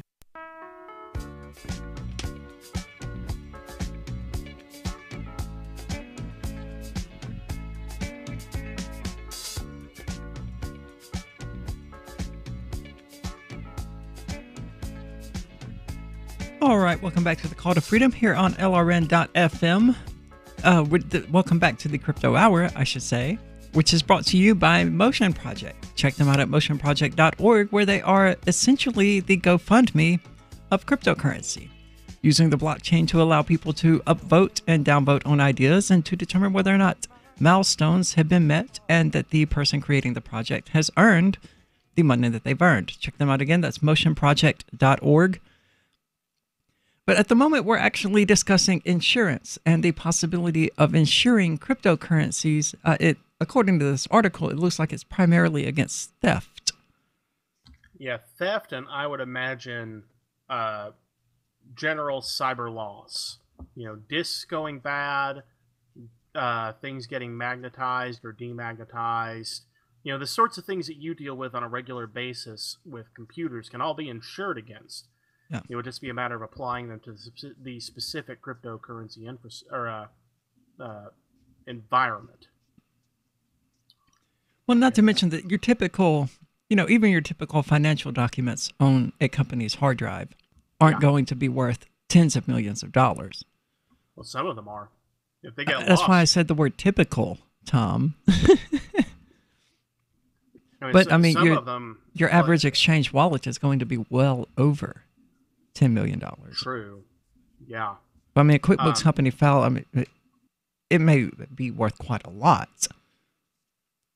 But $10 or $15 million, that's not going to be the case for ordinary companies. Well, large corporations, sure. And with when you're talking about exchanges in particular, there are also lines of insurance for what's called business interruption coverage. So let's say you've got a cryptocurrency company whose line of business is payment processing. Like basically they're the people who facilitate transactions between the prime business and the customers. And that payment system goes down. And now you've got losses on the customer's end. Their customer being the people who receive the cryptocurrency payments for goods and services. Yeah, there's insurance against that already. And the insurance doesn't just provide payments, it provides things like assistance in getting things back up and running. Like the insurance company might hire someone like you, Aria, to come out like in the middle of the night to fix stuff. Right. And you're paying for that through your insurance company, so it's cheaper than trying to get it ad hoc. Because the insurance company can spread out the cost of hiring somebody like you on a moment's notice among a bunch of different customers. So it is something that could make crypto more viable. It is going to take some of these startups becoming more sophisticated as business people, because a lot of crypto startups are heavy on the tech folk and not so much on the business end folk. Well, I don't know. We tend to avoid the ones that are really heavy on the business stuff, like AirSwap and whatever that other one was. With good reason. You know, Yeah. you want the good tech foundation. I guess what I'm saying is that those companies will eventually need to add the business tools to their toolbox. And whereas insurance might bore someone like them, they might need folks like me around, or they might just need to educate themselves on the value of it to make it more of a viable business. And another thing insurance can do is to replace the level of certainty you often get from the regulatory environment. Instead of creating certainty through government regulation, you create it through insurance. So that I like you know, that better. Yeah. The idea of insuring my cash in the bank myself is infinitely superior to having the government do it with FDIC. Exactly. Because you can buy, or you can pay for a share of insurance that's equivalent to your actual share, as opposed to everybody having to pay for $250,000 worth, whether you've got $100 in the bank or $40 million in the bank. Yeah. You see why these things excite me, perhaps more so than anyone else. Well, I mean, insurance itself is a sensible, rational thing. It's only when government gets involved and starts skewing the markets for the benefit of insurance companies and to the detriment of, people like me forced to buy health insurance and things like that, though I have no need whatsoever for it. And, that skews the market by essentially paying the cost for the people who are costing insurance companies money. Right. You have a need for health services, but a lot of the health services that you need, insurance, quote unquote, doesn't want to cover. Well, I mean, it does, but it's still cheaper just to pay out of pocket. Exactly. And you would be better served putting your money toward those sorts of things, because health insurance is not really risk management. Right. It's just a third. It's like Sam's Club. Well, I mean, how can it really be risk management? We're going to die. Yeah, major medical. When health insurance was for major medical, for like. But I mean, that's an inevitability with everyone, unless they die suddenly, like getting beheaded or something. But eventually, everyone is going to get sick enough to die.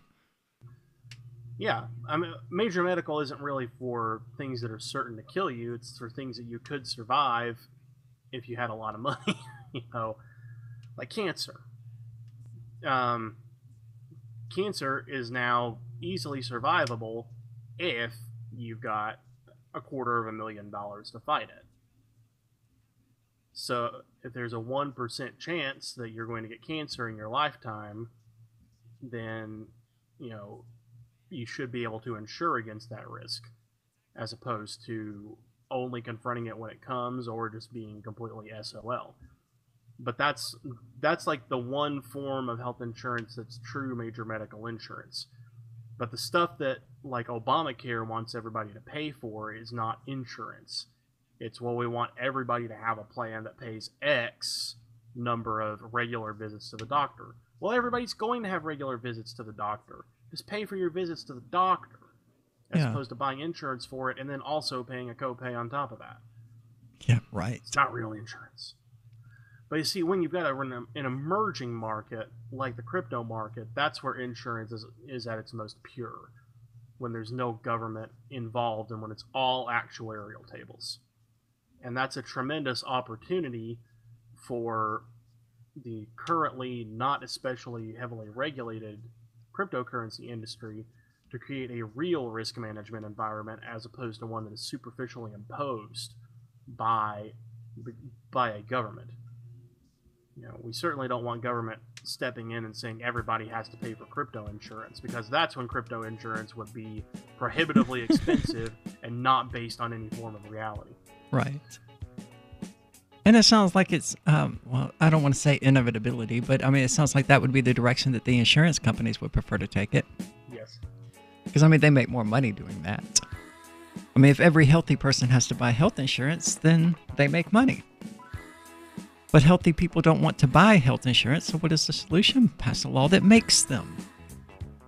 So I don't know how I feel about cryptocurrency insurance. I guess for people like... use uninsured crypto if you want to. Yeah. Options.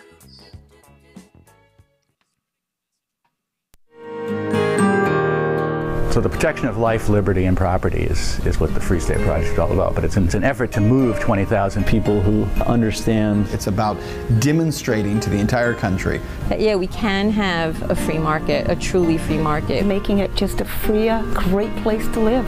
It's the world's largest voluntarist libertarian community, and it's only getting bigger. That's amazing, to be able to move to a place where other people passionately believe in being free and independent. What the Free State Project is managing to do, though, is to put their money where their mouth is. It's physically getting up across the country and saying, let's go someplace and let's demonstrate the power of these ideas. There's a lot of kind of philosophy that surrounds liberty. There's a lot of thinking about it and talking about it. But here in New Hampshire, people are doing it. 101 Reasons Liberty Lives in New Hampshire, a documentary by Free State Project Early Movers. Watch it free at 101reasonsfilm.com. 101reasonsfilm.com. I love My Magic Mud. I drink a lot of coffee. I had stains on my teeth. Then I found My Magic Mud, and I was told it would remove stains. So I paid attention when I brushed the first time. My Magic Mud is black tooth powder, and the difference it made in my teeth in one application was noticeable. With 4, my teeth were as white as you normal folks out there. Please go to mymagicmud.com and buy a jar. There's 150 applications for $25. You can use Bitcoin, mymagicmud.com. Never, ever send a follow-up email asking, "Did you get my email?" Email 101. If it didn't bounce back undeliverable, it got where you sent it. And avoid transmedia pestering, like calling to ask, "Did you get my email?" or emailing to say, "I left you a voicemail." If your emails and voicemails aren't being acknowledged, your problem isn't technology, it's technique. Is your message concise and understandable? Have you boiled it down to seem as relevant as possible to the recipient? In other words, is it the opposite of spam or junk mail? All of this really matters if you're a job seeker. But even if you're not, with money and attention so scarce now, effective communication skills have never been more important. For more tips, hit survivalspeech.com. I'm Holland Cook. Some of you asked, and now we've delivered. LRN.FM's live Keene, New Hampshire studio shows are now streamed in HD on Twitch. Visit our channel at twitch.lrn.fm and give it a follow. If you have Amazon Prime, you get 1 free subscription on Twitch. If you use it on our channel, Twitch will give LRN.FM a monthly piece of your Prime subscription cost. So please watch, follow, share, and subscribe to twitch.lrn.fm. That's twitch.lrn.fm. Free Talk Live. There's been all kinds of immigrants coming from all kinds of places, living in little enclaves, speaking their native tongue. Their kids, they learn English, and then their kids, they don't even know their native tongue. Right. So see, That's what's Trish, gonna happen. what he's explaining to you, Trish, is that this is a natural process. When you let people come here, they naturally want to learn English. What kind of law breaking to put our lives in danger? What law breaking are you talking about, Trish?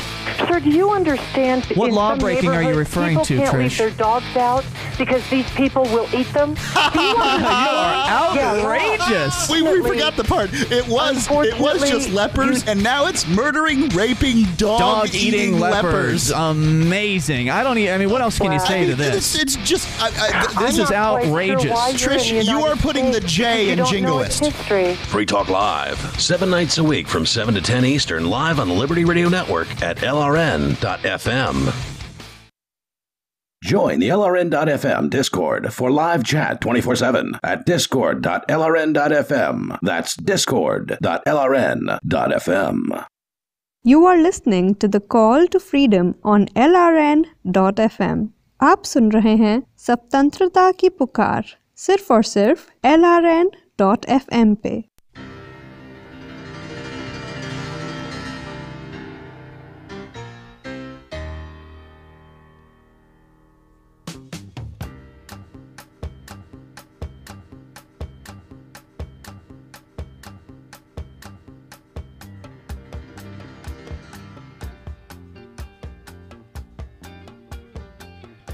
All right, welcome back to the Call to Freedom here on LRN.FM. This is the Crypto Hour brought to you by motionproject.org.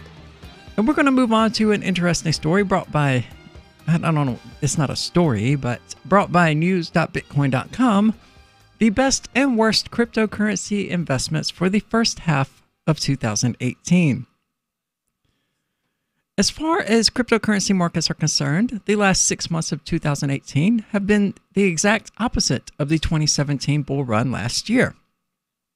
A great majority of digital assets have lost between 60 to 90% of their values since the beginning of the year. Today, we're going to look at which crypto markets performed the best and which ones performed the worst. A lot has happened this year as far as cryptocurrency markets are concerned, as many digital assets plummeted in value from their all-time highs during the last month of 2017. There have been a lot of losses in value and position shifts within the top cryptocurrency market capitalizations as well. We're going to take a look at the first. See, they still need an editor. I don't know who they finally hired, but they suck. On January 7th. Well, I can do it. Whoever they have now cannot. On January 7th, 2018, digital assets prices were very high. It's repetitious again. That's the third time they've said that. This was the third paragraph. The top 10 cryptocurrency market valuations at the time consisted of Bitcoin, Ripple, Ethereum, Bitcoin Cash, Cardano, Litecoin, NEM, Stellar, Tron, and IOTA. More than a half a year later, each coin's value is much less, and the top 10 capitalizations are slightly different. The ranking as it stands now: Bitcoin, price on July the 25th, 2018, is $8,244, which indicates a loss of 51.87% this year. Ethereum lost 57.06%. Ripple, Bitcoin.gov, lost 85.89%. Bitcoin Cash doing considerably worse than Bitcoin at losing 71.22%. And it looks like Ripple is the biggest loser as far as what were the top 10 coins last year. But and Bitcoin is probably the least. Both Tron and NEM have been bumped out of the top 10 and replaced by EOS and dollar tethers.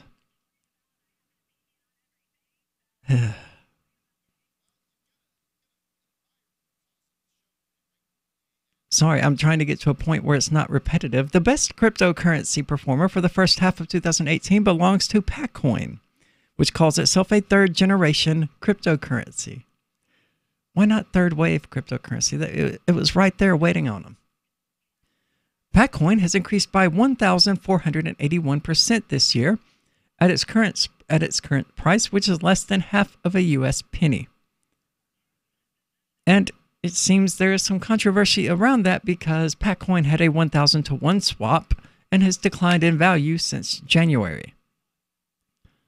It doesn't say what direction the 1,000 to 1 swap happened, but if it increased the value, then I assumed that people could trade in 1,000 coins for 1 coin. Either way is not good. I mean, there were a lot of really good cryptocurrencies this year that saw increases from 1,268% and 109%, such as Mithril, Casino Coin, and Ontology. But the really fun part are the worst cryptocurrency market performances this year, because these lost nearly 100% of their value. The infamous BitConnect lost 99.88%. And the digital asset Rise didn't live up to its name, as Rise markets are down 97.01%. If you're going to call your coin Rise, you might want to make sure it actually goes up. These two losers are followed by Upcoin and MyBitcoin, both of which, 98.23% and 99.59%, which are now close to worthless. And let's not forget about the Bitcoin Gold fork, as Bitcoin Gold market values have mostly vanished into the air, losing 89.38%. As did my Helium portfolio, which put all my money into it. Yeah, that was a bad move. When you look at the timeline for Bitcoin Gold, there's a gigantic spike in its value around January 13th, and that is exactly when helium put all my bubbles into it. And then it just... Hi, Daddy. It went from $307.13, actually a high of $362 down to $30. And I don't think it's going to go back up. I think Bitcoin Gold is going to die slowly and agonizingly. I don't understand why Uphold and Helium added support for Bitcoin Gold in the first place. I guess at the time, because it says gold on the name. It says Bitcoin, then it says gold. Yeah, but are they going to do that with every Bitcoin fork? Only if they have the names Bitcoin or gold in them, I guess. It just doesn't make sense to me. Two terms that give people an irrational boner. Yeah. Bitcoin, gold. But still, you would think they would want to let it, I don't know, exist for a while before adding support to it and essentially advising people to invest their money into it. But hey, I guess that's why Helium is currently in dire financial straits. Oops, I didn't mean to say that out loud. But in other news, there's a lot being said right now and a lot happening regarding governments creating their own cryptocurrencies. Apparently, China is going to create one. Venezuela, of course, is creating one.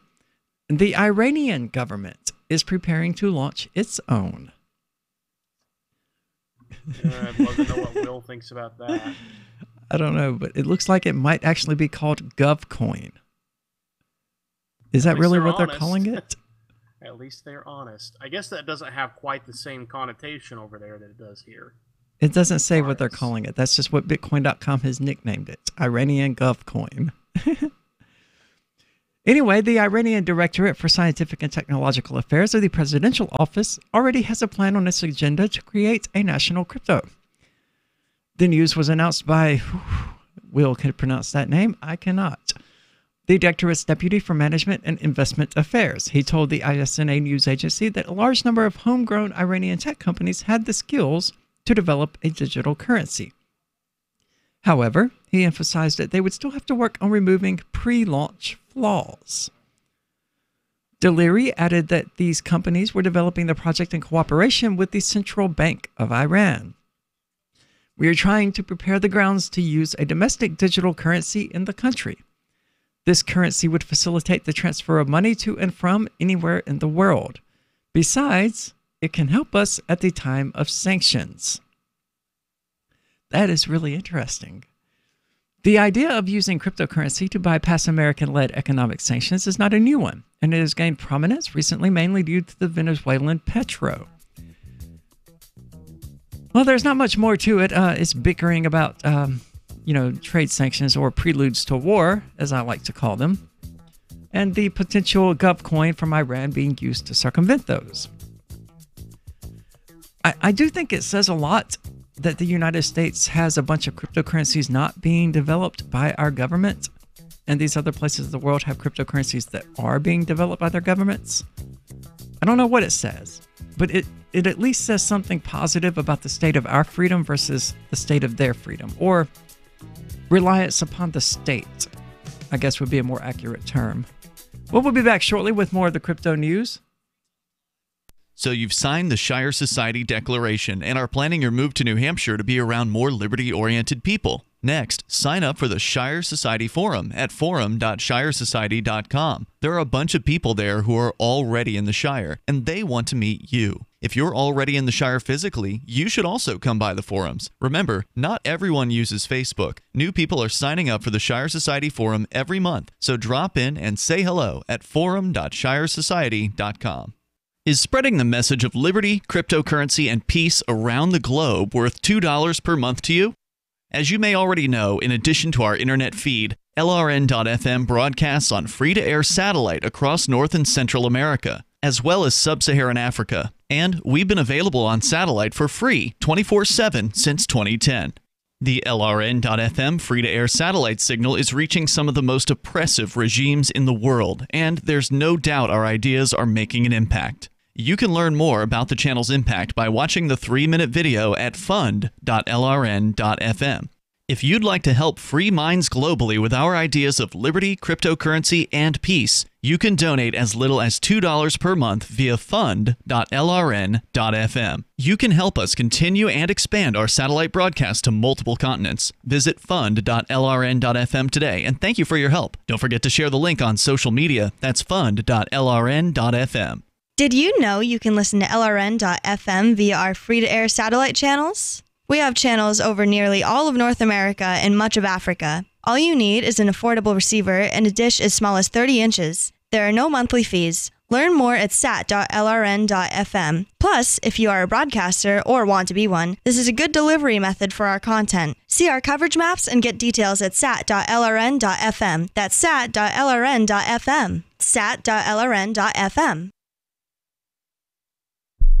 The new 4th edition of Healing Our World, The Compassion of Libertarianism, will take your understanding of liberty to a deeper level and has over 1,300 updated references, new cartoons, and a foreword by Dr. Ron Paul. With discounts for multiple book purchases, the 4th edition of Healing Our World is a great gift for the liberals, pragmatists, environmentalists, and Christians in your life who think libertarianism is cold-hearted. Get yours today at healing.freetalklive.com and use promo code FTL for a $5 discount. Here's a chance to do a little activism while you're cruising Facebook, Twitter, or Google+.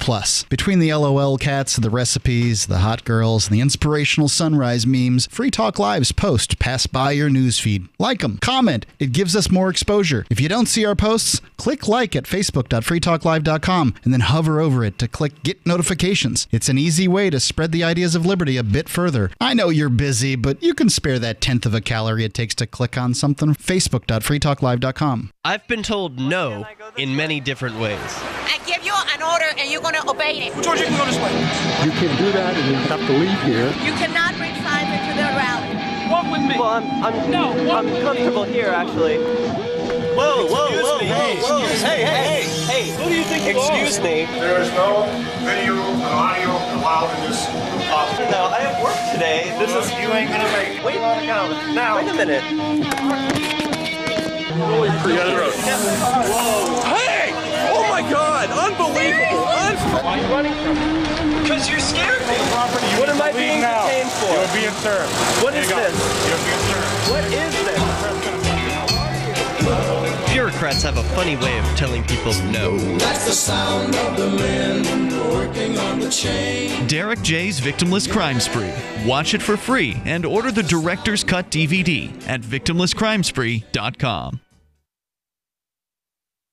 You're listening to the best liberty-oriented audio streamed around the clock, on the air, and online. This is the Liberty Radio Network at LRN.FM. You are listening to the Call to Freedom on LRN.FM. Unasikiliza wito wa uhuru katika LRN.FM.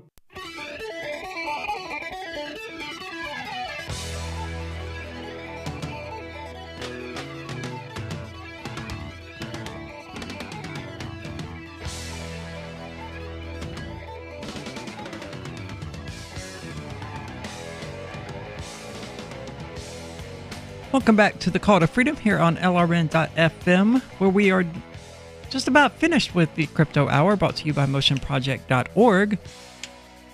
And we were discussing the state-created cryptocurrency coming out of Iran at some point in the future, but apparently they are not alone.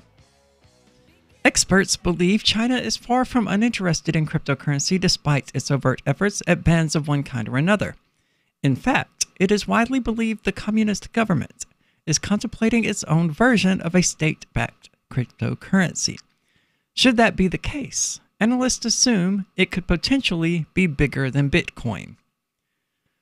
Moving from speculation to near assurance, UK-headquartered online trading provider IG Group posted a subtitle, China to introduce a national cryptocurrency. In all but assuming such was imminent, the report continued, in a contradictory move to banning Bitcoin, the People's Bank of China initiated plans to create its own official digital currency. It's not contradictory of banning Bitcoin, and I don't know how these people are looking at the issue, but the state banned a currency that it didn't control, And now it's talking about creating a new currency that it does. How is that contradictory? It doesn't have an issue with digital currencies. It has an issue with digital currencies that it doesn't control. That's a heck of a statement, and there seems to be little outside of this assertion to verify IG's claims. The financial group itself has been around since 1974, and it provides clients with educational resources on leveraged FX products and CFDs, hoping they will earn in times of up or down markets. The company further acknowledges that there has been no official statement regarding the national cryptocurrency's name or launch date, which makes it difficult to prepare for. It would likely be introduced alongside China's primary currency, the yuan, with the intention of catering to the millions of citizens who lack access to standard banking services. The Chinese government, of course, has been making a lot of noise lately. Its Center for Information Industry Development continues to release crypto rankings for some odd reason. It recently inked a crypto regulation deal with South Korea. And with a reported 3 million Chinese citizens continuing to hold their digital assets even despite bans, there does seem to be something of an appetite. The People's Bank of China's vision for its own cryptocurrency is based on taking back control of the financial sector. Duh. It is argued that without government control, a cryptocurrency could become a tool for drug dealers and terrorists. IG insists. I mean, that's what they always say. Drug dealers and terrorists. Not at all like you can use cash or the yuan for those. So far, the only government to roll out a state-backed crypto, Venezuela, hasn't exactly seen dividends. Admittedly, China has over 1 billion people, and their economy is in much better shape. But there is something to running up against the exact lure of crypto to begin with. Folks seek it to be free of government minders. A state crypto just might be the worst of all worlds for those using it. Every transaction would be easily scrutinized. Before the ban, China was basically the global crypto trading market for all intents and purposes. Just before the huge rise in prices, the government in September of 2017 lowered the boom. Something like 6% dropped off of Bitcoin's exchange rate, at least in the short term. You know, we keep hearing that, but I mean, that's already been disproven that the Chinese never controlled that much of Bitcoin. I mean, they certainly don't now. And I seem to recall I was reading an article that said that they never did. Anyway, IG Muses, the People's Bank of China, has stated that the only digital currency issued by them will be recognized nationally. Only the digital currency issued by them will be recognized nationally. Okay. Excluding other coins such as Bitcoin and Ethereum. As foreign cryptos are already banned in China, the government would essentially force mining operations to switch to the national crypto. This could impact global mining communities and reduce the value of Bitcoin as it becomes less popular. I don't see that happening. I really don't, because I mean, Bitcoin is already banned in China.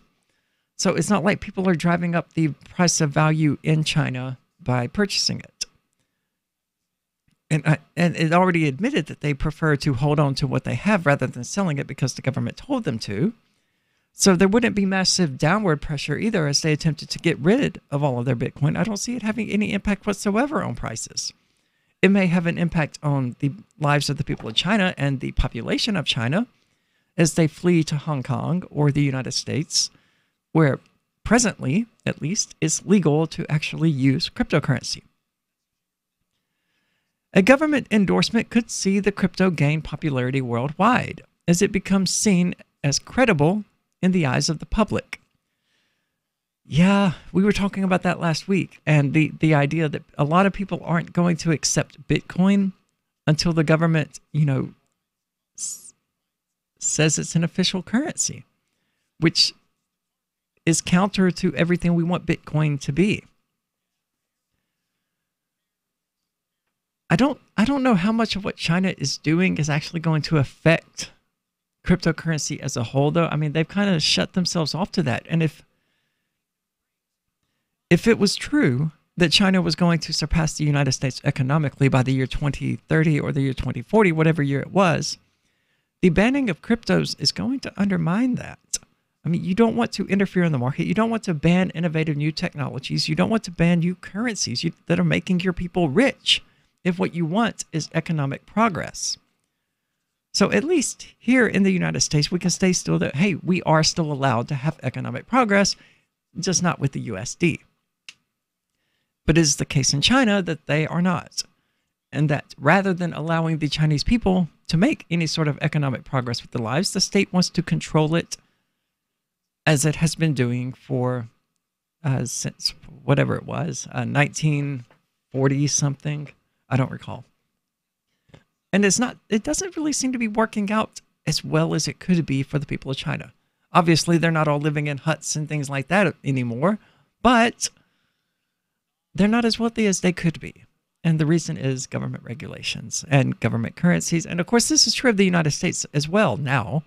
Although we are freer, we are nowhere near free, and the amount of regulations that we have to deal with, the stifling of new technologies and technological development, and the unsurety in regard to Bitcoin and other cryptocurrencies is going to, keep people who are so reliant upon the state's permission that they don't know what to do otherwise from investing in cryptocurrency, or, because I don't like referring to it as investing, to use their USD and exchange it for a cryptocurrency, a currency that doesn't suck, one that doesn't lose 95% of its value over the course of 100 years. And if it does, you're still pretty sure it's going to go back up, which is the case with Bitcoin, back now over $8,000. So only the people who bought it when it was at over, what it is right now have lost money with it. And that's not very many people. And I'm sure most of those panicked and sold when it hit 5,000. The poor guys. We should have a moment of silence for them sometime. But I certainly don't see Chinese cryptocurrency passing Bitcoin as far as popularity or even value goes. Because as the article itself pointed out, people don't want a state-controlled cryptocurrency. It puts all of your transactions permanently directly in front of the government. They can look and tell, and of course the Chinese government loves that. They love being able to look and tell exactly where people have spent money, what they've purchased with it, how much money they've spent. And that's not something we want with cryptocurrency. But it will happen with these state-sanctioned currencies. That's the point of these state-sanctioned currencies. And I don't see China allowing people to just mine its national cryptocurrency. Of course, only the future will tell, but I certainly don't see that happening. The government itself will mine it and will collect the transaction fees. Or, they may allow their central banks and their banking affiliates to mine it and collect the transaction fees and the mining fees. But as far as the mining companies and things like that, I don't see them existing. Why would they? Why would they allow that? That decentralizes their currency. And that's not what they want when they go about creating a national cryptocurrency. Well, we'll be back. Tom is digging around for something for us to discuss that is more interesting than China and cryptocurrencies being banned. So stay tuned. We'll be back shortly, just after the break.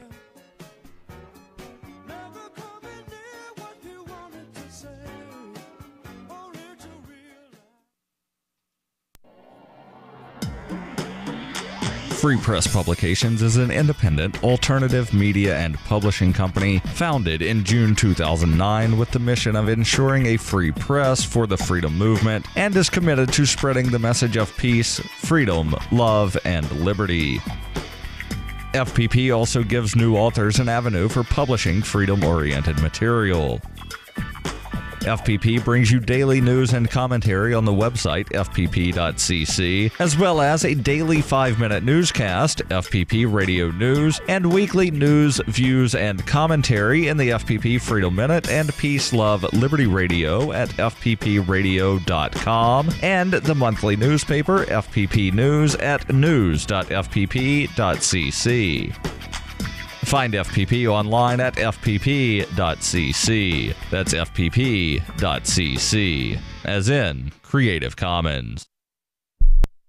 Now that you've found the Liberty Radio Network at LRN.FM, you may want to help expose others to our great programs. To assist you in doing so, you'll find resources at promote.lrn.fm, including details on how to get a free bumper sticker, quarter-page flyers you can print out and distribute, banners for your website, as well as files that will allow you to make your own custom banners and graphics. Visit promote.lrn.fm and help bring new listeners to the Liberty Radio Network. That's promote.lrn.fm.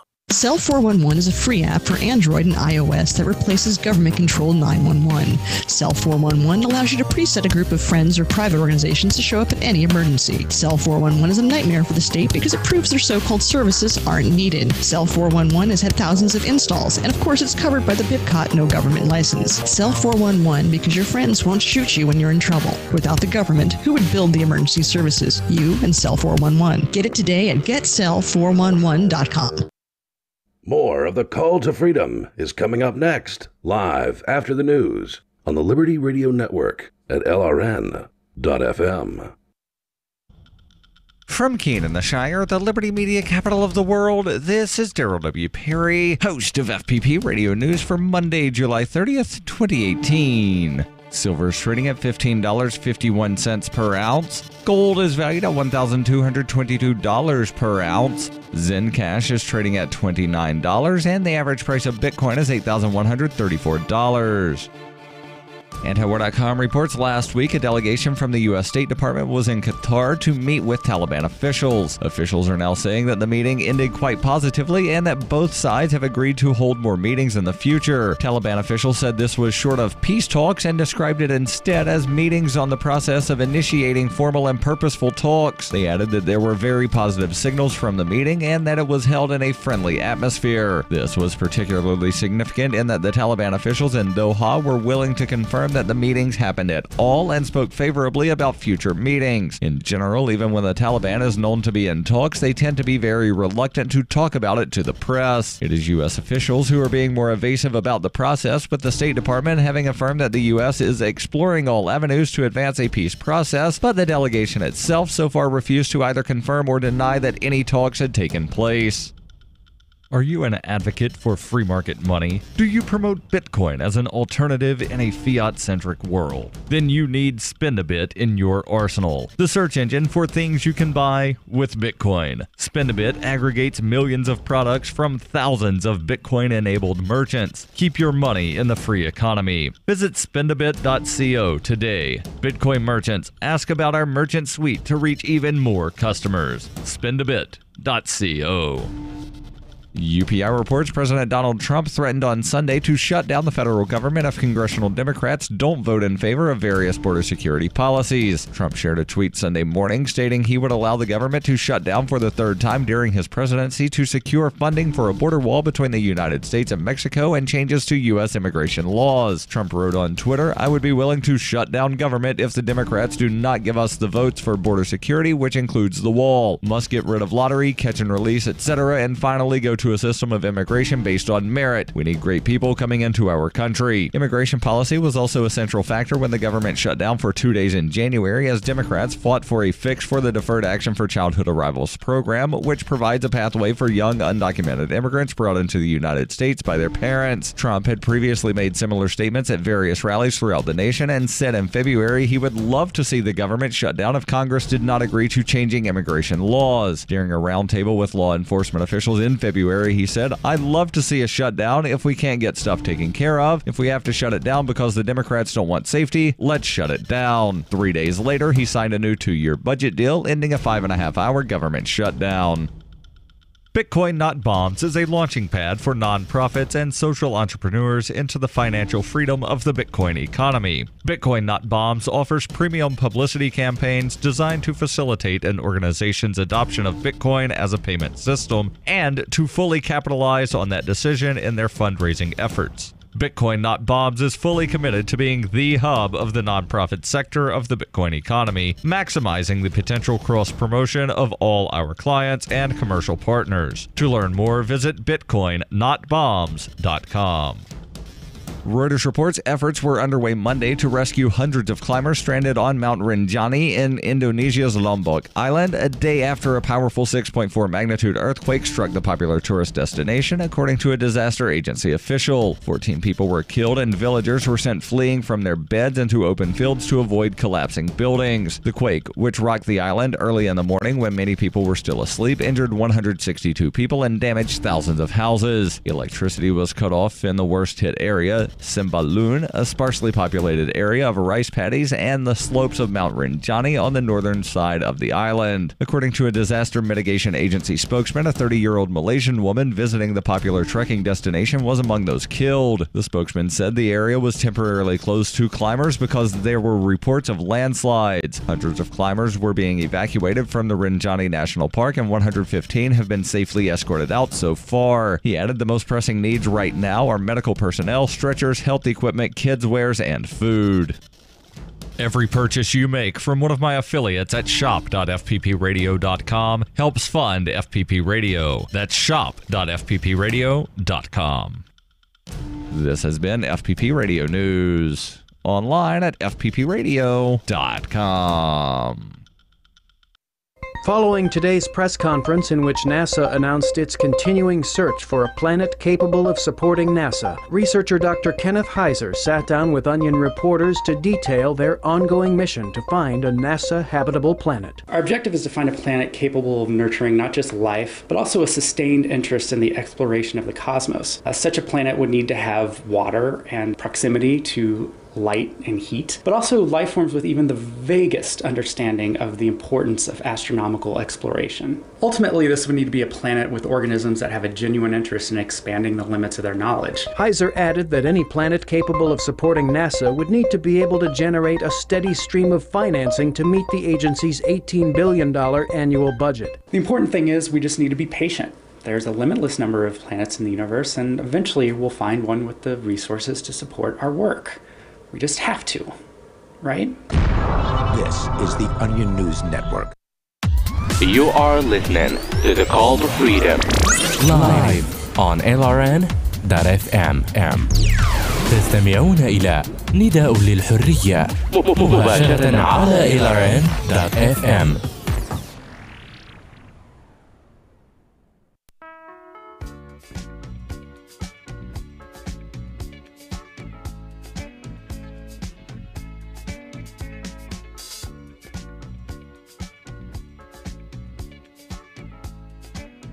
Are you in love with a beautiful woman, listeners? Well, if you are in love with a beautiful woman, and you happen to be a beautiful woman yourself, and you happen to have asked someone to make you a cake and they said no, then Jeff Sessions wants to sue you federally. I was wondering where you were going with all of that. Me too. From the Hill, Jeffrey Beauregard Sessions announces Religious Liberty Task Force. Attorney General Jeffrey Beauregard Sessions of Alabama announced Monday that the Department of Justice is creating a Religious Liberty Task Force. See? It's not just Bitcoin.com. It's just terrible writers everywhere. Sessions said the task force, co-chaired by Associate Attorney General Jesse Panuccio and the Assistant Attorney General for Justice Department's Office of Legal Policy, Beth Williams, will help the department fully implement the religious liberty guidance it issued last year. What guidance were they referring to? Well, let's find out. The guidance was a byproduct of President Trump's executive order directing agencies to respect and protect religious liberty and political speech.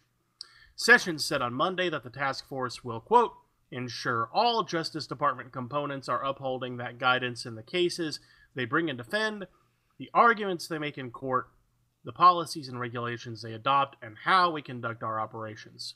I mean, also known as the First Amendment, right? You'd think. The announcement came during the department's Religious Liberty Summit. Oh, good. Sessions said, the cultural climate in this country, and in the West more generally, has become less hospitable to people of faith in recent years. And as a result, many Americans have felt their freedom to practice their faith has been under attack. Well, I mean, that's certainly true. Yeah, but it's not the ones he thinks it is. It's, Muslims, Orthodox Jews, non-mainstream Christians, but not his constituents. They're not the ones. No, but they feel like they are. Of course they do. They have a butthurt complex. the one thing... Is there an ointment for that? Preparation H. Mm. I assume that they're going to be prescribing Will something like that. TMI. And yeah, TMI Anyway. on the H. Sessions said that, we have seen, wait, I have to do the voice. We've seen nuns ordered to buy contraceptives. That's not true. We've seen U.S. senators ask judicial and executive branch nominees about dogma, even though the Constitution expressly forbids a religious test for public office. We've all seen the ordeal faced so bravely by Jack Phillips. Who? He said, referring to the Colorado baker who took his case to the Supreme Court after he was found to have violated the state's anti-discrimination laws for refusing to make a cake for a same-sex wedding. Now, isn't he the guy who was discriminated against by the Colorado Board of Anti-Discrimination? Yeah, and DOJ, including Jeff Sessions' DOJ, did absolutely jack squat to help him in that case, by the way. Shocking. Sessions said the guidance he issued in October lays out 20 fundamental principles for the executive branch to follow, including the principles that free exercise means a right to act or abstain from action, and that government shouldn't impugn people's motives or beliefs. Oh, well, that has problems written all over it. Oh, do tell. Well, as our friend would love to ask, what about the people who will justify pedophilia as normal, as part of their belief system? That you should probably question their sincerity, because there is no major religious doctrine that holds that. Why does it have to be a major religious doctrine? I don't know that there's any minor, but still decently widely practiced. Branch Davidians.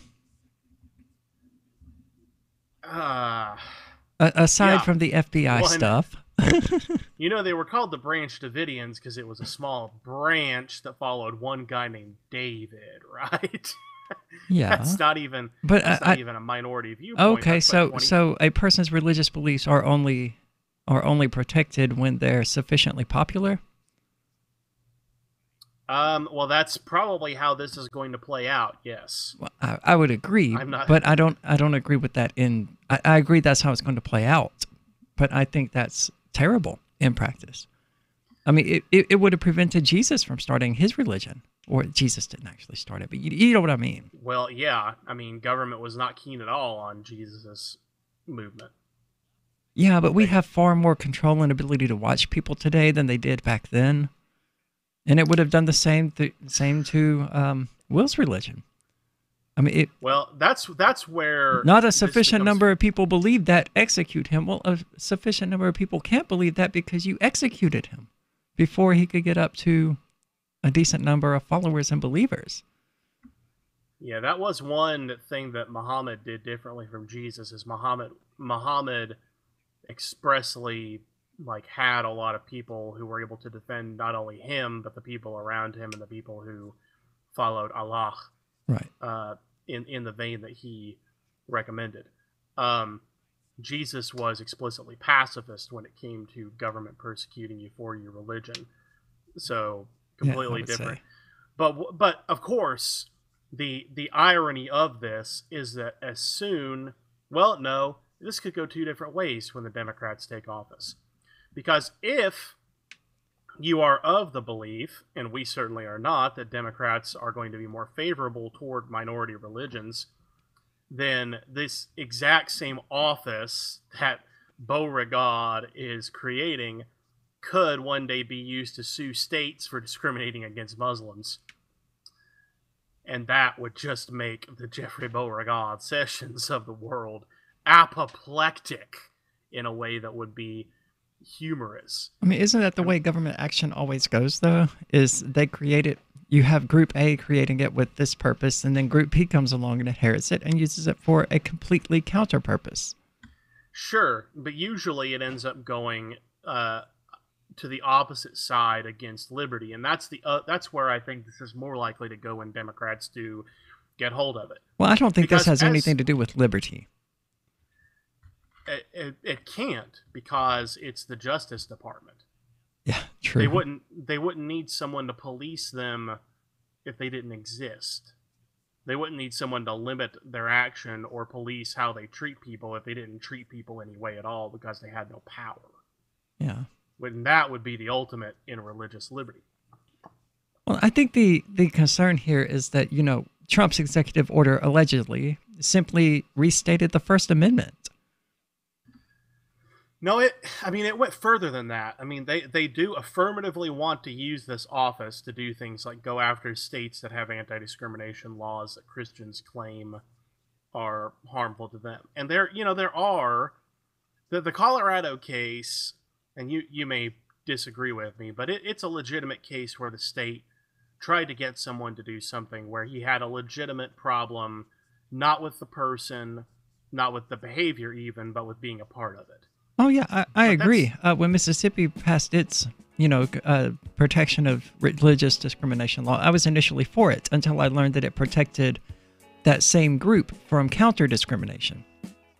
And my argument was, well, if you want the right to not serve gay people because they're gay, then I want the right to not serve Christians because they're Christians. And the Mississippi law explicitly protected them from that. So I agree with discrimination, but I think, it's an all or nothing thing, and it should never be a nothing thing enforced by the state. But I don't care why people don't want to do business with someone. It's not my business. It's theirs. Well, we'll be back to continue this discussion of discrimination in Christianity when we get back here in a few minutes. We've all heard about blockchain assets like Dogecoin, Ether, and Ripple. Bitcoin isn't the only player in the blockchain game any longer. And for those of us wondering how to get our hands on these digital assets, finally, there's a solution. Shapeshift.io allows you to buy and sell between your digital assets and Bitcoin instantly between your own digital wallets. I've used it with ease. Shapeshift.io. There's no account or email address needed. You send them the crypto you want to sell. They send back the crypto you want to buy. It's that easy. Shapeshift.io. On Free Talk Live, we're bringing people to the ideas of liberty every day. From wrestling superstars like Glenn Jacobs. You guys really are having an impact, I believe. Like I said, a lot of where I am now is due to listening to Free Talk Live. You changed my mind on some very important issues years ago. To random people tuning in on the radio. I was kind of stuck in the left-right paradigm. I heard your show by chance on a Saturday night. From there, I went on, joined the Free State Project, and become an amplifier. So, that's really the reason why I amp is because I know that if it wasn't for you guys being on as many stations as you are, I never would have found the ideas of liberty. Your amp will directly change more lives by getting Free Talk Live in front of people looking for talk radio online and on the air. When you amp Free Talk Live, you get perks like access to the AMP-only Facebook group and AMP podcast. Visit amp.freetalklive.com. LRN.FM is proud to announce our official listening apps for Android and iOS devices. Now you can easily tune into our streams anywhere, anytime on your smartphone or tablet. Just visit apps.lrn.fm or search for LRN.FM in the Android or Apple app stores. Please download, rate us 5 stars, then share the link on your social media and let your friends and family know how you're listening to LRN.FM. Download it now, free at apps.lrn.fm. When you hear the word lobbyist, you probably think about greedy corporations, but not all lobbyists are the same. Some are fighting for the freedoms you hold dear. Liberty Lobby LLC is doing just that in New Hampshire, working hard to represent you, not some special interest group. You can help by going to libertylobby.info, where your contribution will give us the tools we need to ensure that your voice is heard. Visit libertylobby.info today to find out more. There are lots of ways to listen to Free Talk Live. Our podcast has been around since podcasts began, and now the FTL feed is loaded with content besides our full show archives. Did you know that we make it easy for you to customize your podcast subscriptions? We have different feeds, one that includes only our full shows, one with just the Daily Digest, and one with just the Edgington Post. You decide what you listen to. It's quick and easy to customize your feeds at feeds.freetalklive.com. That's feeds.freetalklive.com. The Free State Project has reached its goal of 20,000 liberty lovers who've pledged to move to New Hampshire and get active to achieve liberty in our lifetime. Perhaps you're trying to figure out what part of New Hampshire should be your destination. If so, consider Keene. You'll find more than 150 reasons to move to Keene at move.freekeene.com. Keene is famous for its historic, publicity-generating activism, as well as being the liberty media capital of the world. It's home to freekeene.com, New Hampshire's destination for liberty activism, news, and opinion. For years, we've been compiling over 150 reasons to move to Keene at move.freekeene.com, where you'll learn about some of what's happening here and what makes Keene a great place to live. If you love liberty, you'll probably enjoy anywhere you end up in the Shire. But do your due diligence first. Please visit move.freekeene.com for the full list of over 150 reasons to move to Keene. That's move.freekeene.com. Do you love Twitter? Make sure you favorite the LRN.FM Twitter account so you can receive our tweets at twitter.lrn.fm. That's twitter.lrn.fm. This is Angel Clark, and you're listening to The Call to Freedom on LRN.FM.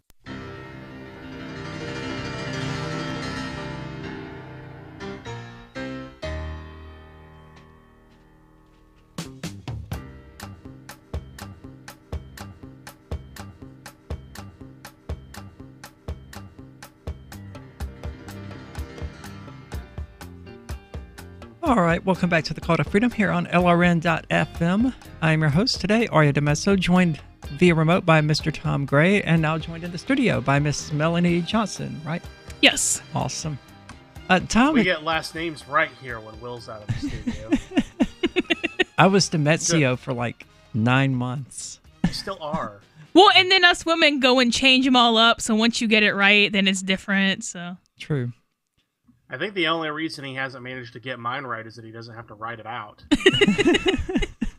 Because there's like 13 different ways to misspell the name Tom Gray. Oh, yeah, at least. But it's hard to mispronounce. So, Melanie, do you know what's going on with Will? No, I do not. I just know that I walked in a minute ago and he wasn't here. Yeah, they suspect prostatitis. Tom likes telling details about other people's personal lives here on the air. On the radio, yeah. Well, it's a combination of words you don't get to use very often. Inflammation of the prostate. And then divulging TMI about it as well. Yeah, I'm not a doctor, so I have no comment about that or any other medical issue. You know what? You have more of an excuse for not knowing stuff about prostates than Arya does, though. Arya should be minimally familiar with the prostate, but even I am minimally familiar.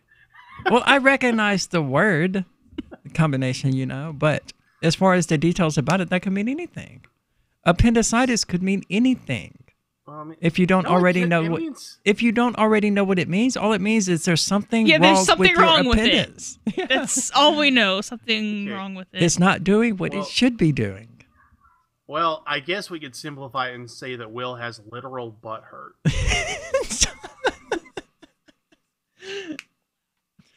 He probably does now. He listens to the show. Even if he didn't, people would message him about it. That's how the internet works. Did you see this show you were on last night? No. I wasn't there. Thanks for telling me. I never listen to the show when I'm not on. I have no idea what you people do when I'm not here. Yeah, that's called plausible deniability. That way nobody can bug me about what you talk. I actually had somebody in the when I went to play Magic on Friday be like, hey, when you weren't on the show the other day, they were talking about straws and Starbucks. And I was like, that ain't not my circus, not my monkeys. Yeah, fair enough. People message me on the internet as if they're under the belief that I don't have internet access. Did you see this? No, I'm the only person without news access. Thanks for telling me over the internet. Speaking of dumb things on the internet and about the internet, I noticed a minute ago that cybersecurity was trending on Twitter, which would be a good thing if it actually meant people were practicing cybersecurity on their Twitter accounts, but they're not. They're talking about something Microsoft put out there. Oh, good. A few days ago. Microsoft. Okay. It's an article by Tom Burt of Burt and Ernie fame, I guess. The corporate vice president for computer security and trust at Microsoft. How can U.S. state governments help ensure a secure digital society? This should be a 2-word article. They can't. I thought the 2 words you were going to use would be "go away." No, but I mean it's not possible. The states could do.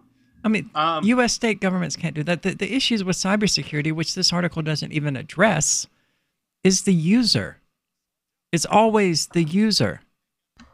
It does address the user in a really bad way. Okay, fair enough. It does. The state should, teach its employees, which is true, but that's still not the main issue. Not just the state should teach its employees. It's like only 18 states require cybersecurity training for all their employees. You know what mandatory cybersecurity training does? It makes Nothing. It makes people take a nap. Yeah, I mean, it's completely useless. I mean, I've been part of those programs before, despite being a college graduate and despite being one of the few IT people out there who actually take IT security seriously. And it doesn't matter how many times you tell the user, don't use all lowercase words for your password. As soon as you look away, they're typing in the word cat. Don't put your password on a sticky note and leave it on top of your desk that 18 people have access to. I've told so many clients that it actually gets embarrassing when I, can't reach them at 3 o'clock in the morning, which is when I prefer to do my work because, you can be more creative when everybody else is asleep. Yeah. So I'm having to email them or send them text messages at like 1, 2 in the morning saying, hey, what is your password? Like, it's on a sticker on the bottom. Why didn't you just flip it up? I was like, because I've told you 1,000 times not to do that. But I have a really secure password. It's just a string of letters and numbers. But it's on a sticky note on the computer screen. You, in effect, do not have a password. I've got an attorney client who actually has a mastered password. Well, I had, because I'm not in Mississippi anymore. He had a master password text file with every single one of the passwords in use at that attorney for all the receptionist email passwords, all the attorney's email passwords. Yeah, plain text, man. Just a notepad document, .txt. This is what I dealt with on a daily basis. Was that at least password protected? Probably not. No. Yeah, I didn't think so. Absolutely not. And this is all depressing. And that's why I say the state can't do anything about cybersecurity because, I mean, it's going to take people like that losing huge amounts of money. And they were attacked by some scammer who managed to find out what kind of realty listings they had available and which ones were about to close and things like that.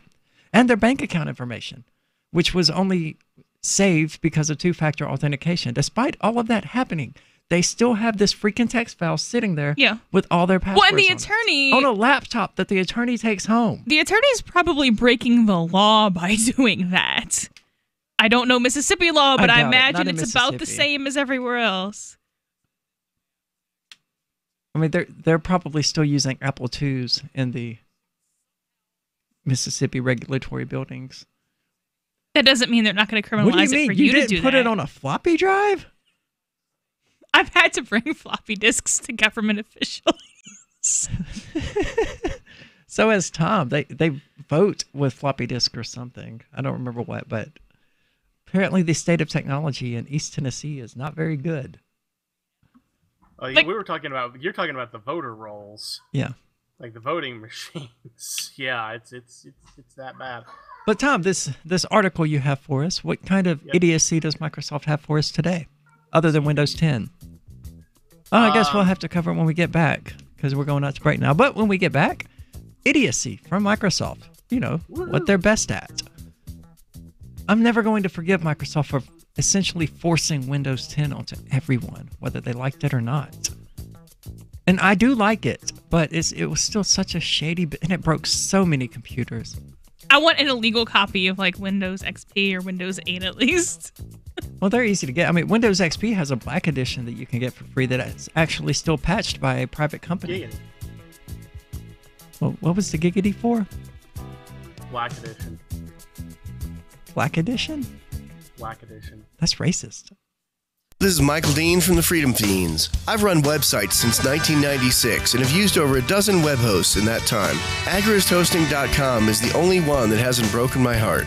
Agrist Hosting's uptime and service is stellar, and their DDoS mitigation is the best I've seen.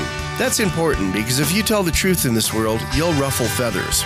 And some people will try dirty tricks to silence your voice. No matter what the haters hit us with, Agrist Hosting keeps our websites online. If you have a mission-critical commercial presence or a world-changing activism site, you cannot tolerate any skullduggery. So go with agristhosting.com. Have a WordPress or blog site, but you're not satisfied with performance or uptime? Or just want raw hosting? Want to pay with Bitcoin? Agrist Hosting specializes in high-performance hosting with personalized service. Go to agristhosting.com and click on the button that says Get Hosted. That's agristhosting.com.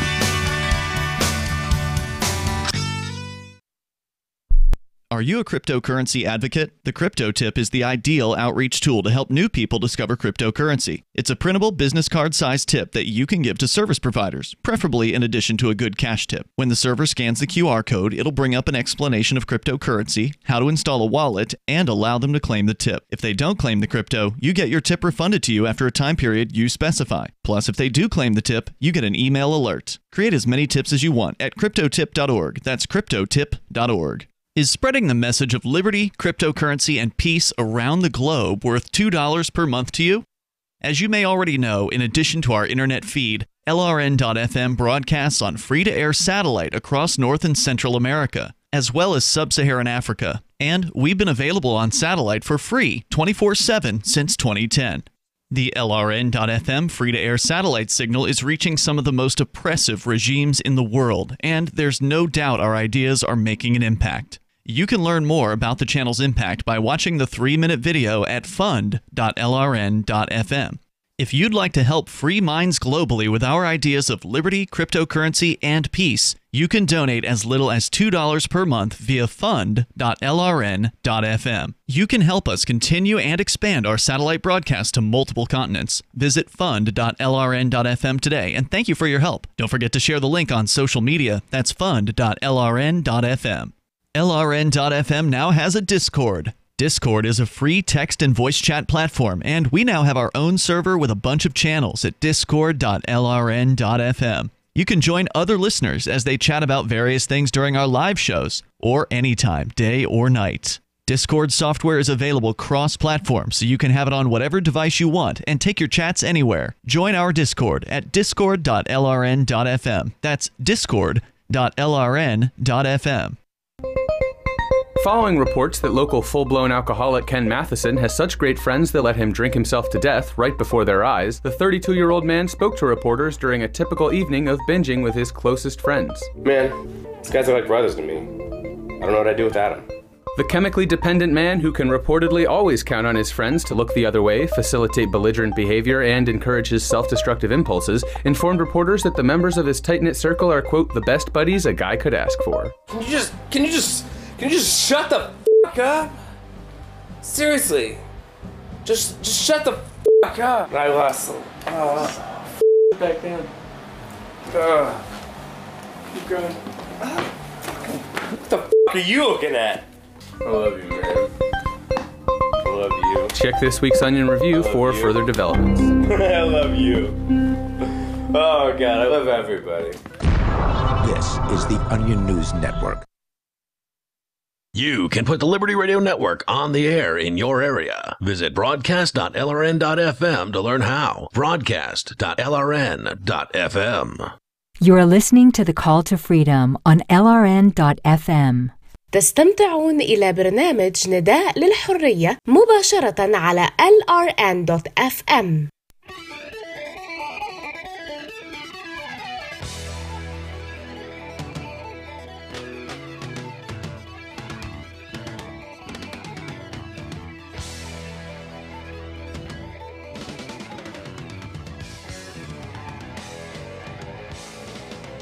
All right, welcome back to the Call to Freedom here on LRN.FM. Before we got cut off, we were discussing cybersecurity and how U.S. state governments could help to ensure a secure digital society. Tom, you want to take it? If you can get through it without laughing. Cyber attacks continue to threaten our everyday lives, impacting the way we shop, the way we communicate, and the way we do business. But let me stop him right there. They do not impact anything. That's the problem. People don't change the way they shop. They don't change the way they communicate, and they don't change the way they do business. And that's why cyber attacks are an issue. They don't change them long term, you mean? They can certainly change them short term. True. State governments play a significant role in society, administering and delivering services. Let me stop for a minute. No, they don't. And providing the backbone of governance in the United States. Let me stop for a minute. No, they don't. That's fine. We have a half an hour we have to get through. It is therefore important that they implement a robust and multifaceted cyber policy. Let me stop. That's why we're releasing a new white paper today, we being Microsoft, entitled From Policy to Practice, Strengthening Cybersecurity in State Governments, to provide support and key policy recommendations for state governments as they look to strengthen their existing state practices. The 7 key recommendations for state governments discussed in the paper are: number 1, stop using Windows. Oh wait, no, that's not it. That was exactly my thought as I clicked this white paper and started looking through it. I was like, what are the actual steps they're going to outline? It's got to be stop using Windows. Number 1, ground cybersecurity policy in established guidelines and standards. State governments should adopt and implement federal frameworks. Let me stop for a minute. No, they shouldn't.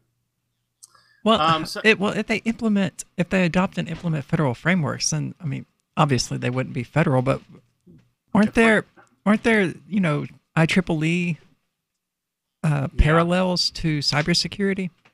To all of them, and usually they're better. They talk about the National Institute of Standards and Technology Cybersecurity Framework, the NIST framework. Well, the NIST framework is about as general and unhelpful as you can possibly get. It's basically government. Here's an outline of the things you should be doing, but you are still left to your own devices to actually fill in the outline. Gotcha. So if you are in desperate need for an outline, like if you have that poor of organizational skills, well, first of all, that explains why you're working in state government.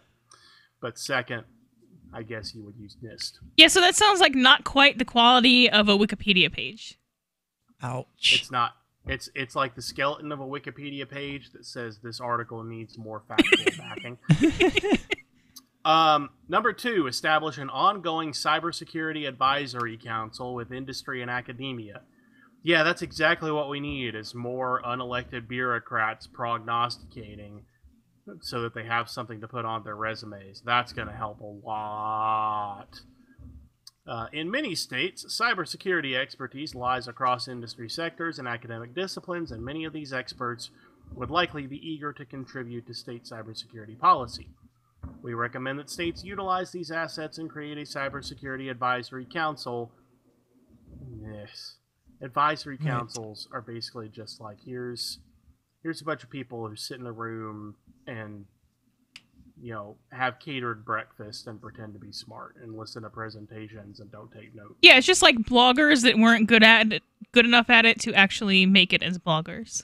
I know it's actually probably going to be college professors who weren't good enough at doing the work to actually get paid to do the work.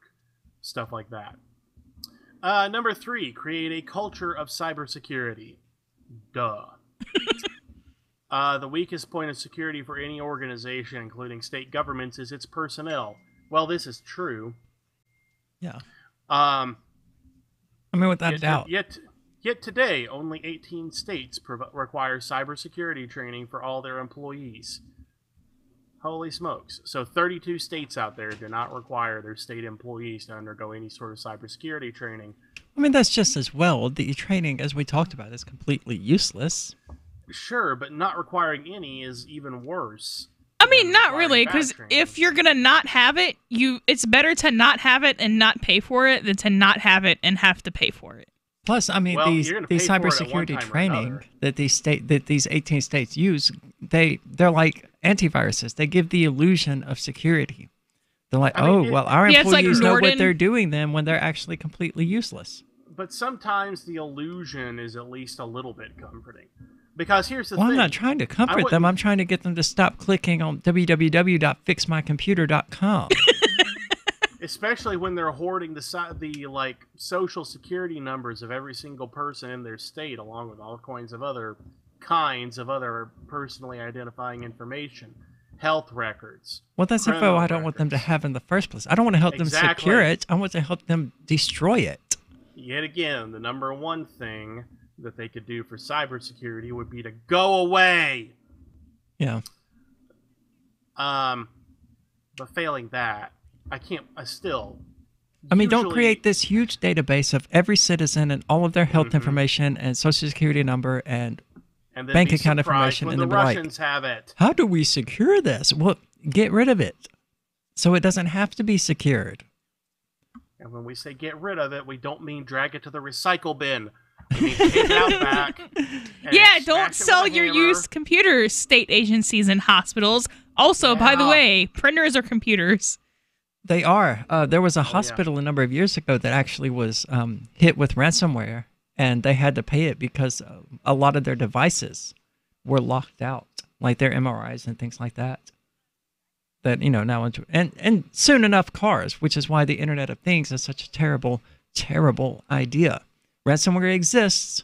Let's put computers that can be hacked into our cars. Do the math. All right, y'all are gonna love this next one. Number 4, leverage new resources to enhance election integrity. Over the past few years, threats to democratic processes from cyber-enabled interference have become a critical concern because you dumbasses keep connecting the voting machines to the internet. I mean, I'm not a big fan of democracy anyway, so whether it's fake democracy or real democracy, I'm not sure I really care. But fake elections, I mean, let's not do fake elections either, I guess. Right. By the way, hey, Daryl, you're going to have to dump button. I used the DA word there at 6:40 p.m. on Monday. Oh, I think that's okay. No, apparently it's not. You can't say A. Yeah, I don't know why. You can say dumb. But you can say A on television, as long as you don't, I don't know, put whole after it. The rules are weird. I don't know. It's probably just a case of them being extra cautious. Because, I mean, generally, I was under the impression that what's allowed on television is allowed on radio. That might not necessarily be the case, though. Yeah. It's worse to hear it with no picture. I would think it would be worse to see it with the picture. That's logic. This is the state. Number 5, integrate cyber resilience into every step of strategic planning. What does that mean? That's nothing. Obnoxious and unnecessary. Because some areas of strategic planning don't involve a computer. And number 6, I actually like. Consider cyber insurance to help protect state assets, so that when you screw up, there's somebody there to pay. Well, they did say that Coinbase has insurance. And number 7, strong procurement policies and compliance are essential. Comply with your own rules. Great advice, Microsoft. You can't just have this book. You have to do it, too. When we get back, pot! On the Call to Freedom on the Liberty Radio Network. Cannabis news coming up.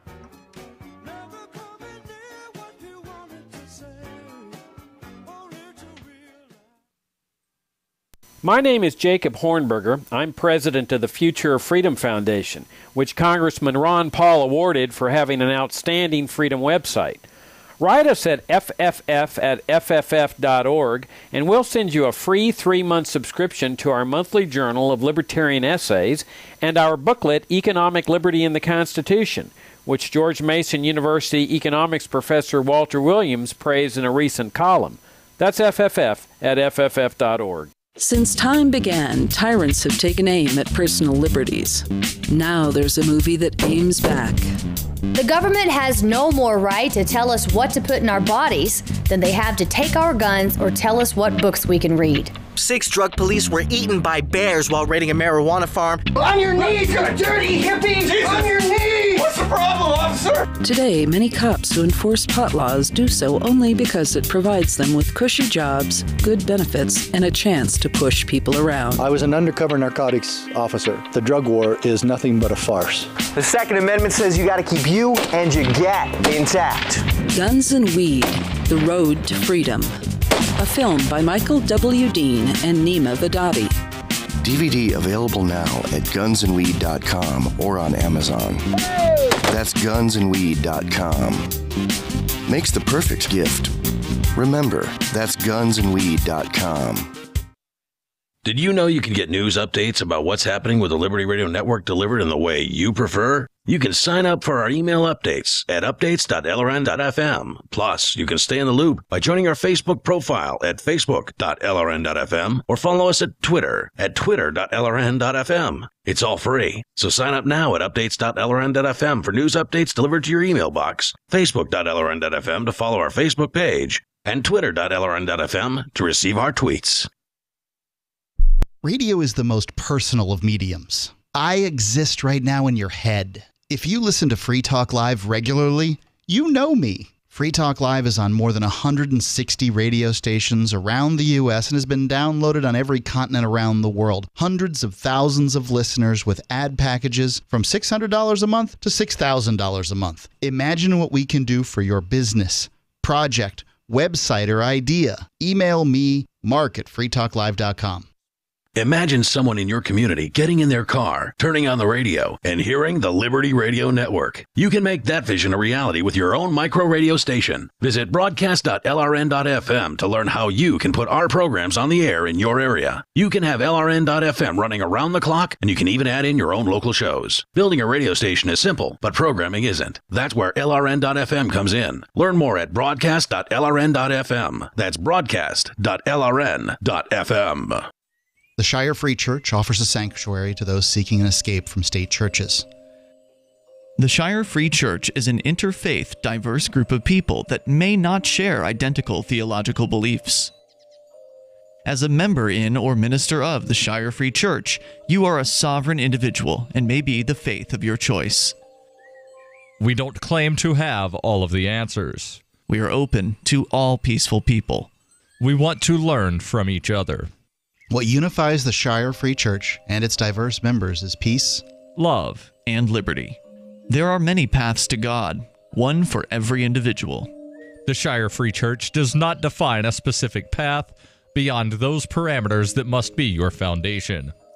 Peace as your way, love as your guide, and liberty as your light. Learn more at church.shiresociety.com. That's church.shiresociety.com. Help get LRN.FM into more ears. Visit promote.lrn.fm for a free bumper sticker, flyers, banners, graphics, and more. Promote.lrn.fm. You are listening to the Call to Freedom on LRN.fm. आप सुन रहे हैं स्वतंत्रता की पुकार सिर्फ और सिर्फ LRN.fm पे.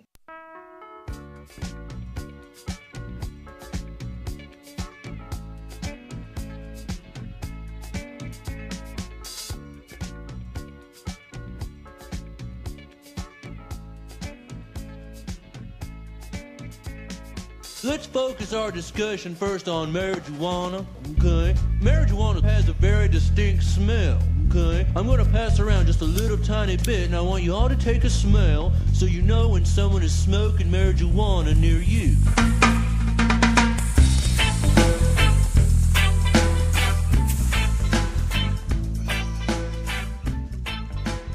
That's right. Welcome back to the Call to Freedom. Now for the cannabis news. And apparently, brought to us by Tom Gray, Georgia has quietly become the next state to legalize cannabis use. You got caught by the headline. Wrong, Georgia. It's not Georgia the state. No, that would be too progressive for Georgia. Well, see, I thought it was odd that they referred to it as a country. You might also have noticed that the flag looks absolutely nothing. Yeah, that's not a Georgia flag. It is not.